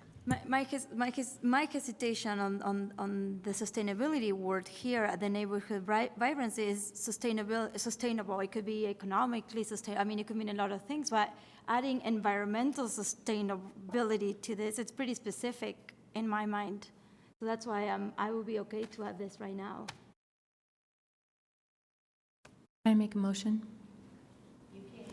I move that the board adopt the resolution of the guiding framework for the RDA's mission and values with the insertion of environmental sustainability in the mission statement.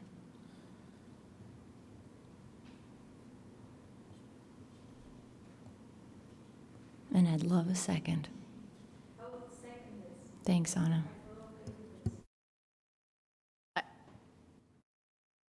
Again, is there any discussion on this? I'm not saying we're not going to pass it. I want to make sure the words are right before we pass it. So if there's not any other discussion, all those in favor? Aye. All those opposed? Nay. So that motion fails. Is there another motion? But the motion that I would, if I could propose, is that we bring this back with the words that you want in there. Those are the words that I want in there. Madam Chair, There are no other words. You make a motion, we make a motion. I'll make a motion to take Board Member Mendenhall's statement as a starting point for insertion in to the staff. I'd also perhaps ask to clarify within the livability benchmarks descriptions on sustainability to flesh that out in line with environmental sustainability. That's where we define it in here, which probably isn't specific enough in some ways.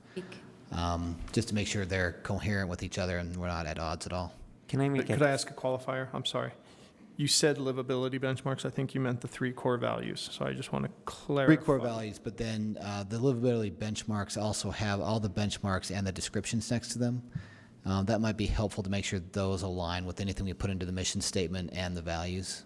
Okay. If that makes sense, the specific wording, because right now sustainability is the word we're using. If we change that to say environmental sustainability or something else, make sure it reflects it in there as well. Okay. Can I make a friendly amendment? You said, can we use what Board Member Mendenhall suggests as a starting off point?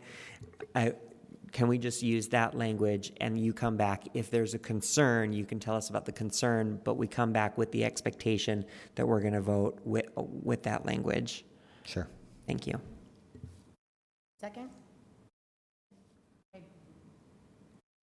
hope everybody understands. All those in favor? Aye. Aye. Any opposed? Okay. Hey. We'll see you in November. All right. With this. I think there are still have announcements. Do I have anything from the mayor's office over there? Danny? Yes, just real quickly, wanted to speak to last week, the RDA assisted the Arts Council with hosting a walking tour of neighborhood artwork within the North Temple project area. Primarily included our public art on North Temple under the freeway viaducts, but it was a event that also guided leadership and staff through additional art pieces, gallery, mural, sculptural pieces within the neighborhood. Anyone who is not able to attend, we will be putting out a self-guided tour map, including information on the artwork at each stop, so that'll be available on our websites. Second, Corinne, our project manager, is off getting married right now, but she wanted to make sure I conveyed that our RFP for the Japantown consultant is out on the streets and is due October 7th. And we have been working with the Japanese community to formulate the members of the selection advisory committee for that RFP. That's been established. And so as we work through that process, it will involve both public, private, and community stakeholders in that selection of a consultant to start creating that guiding framework for improvements to Japantown. And then finally, the installation of the Regent Street public art has begun. So the artist Ned Kahn is working and will be installing that piece on the north side of the Walker Center parking garage over the next 5-ish weeks, depending on the difficulty of that. But we are trying to target a late October date for some kind of community celebration and unveiling of that. So we will be keeping you updated on that so you have that date and can attend. Other than that, unless there are questions, that's our reports.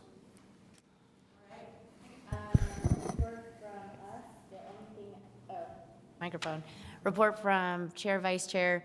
The only thing I would want to say is that we have a special limited formal meeting at 6 o'clock after our special limited formal council meeting, right? We do. I don't.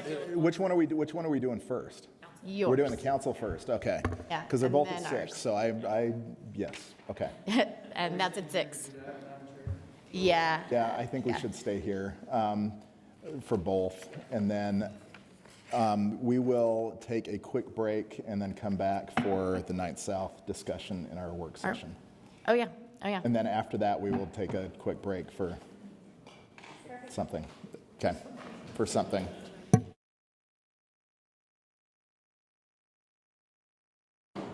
Clarify that. I just wanted to make sure that.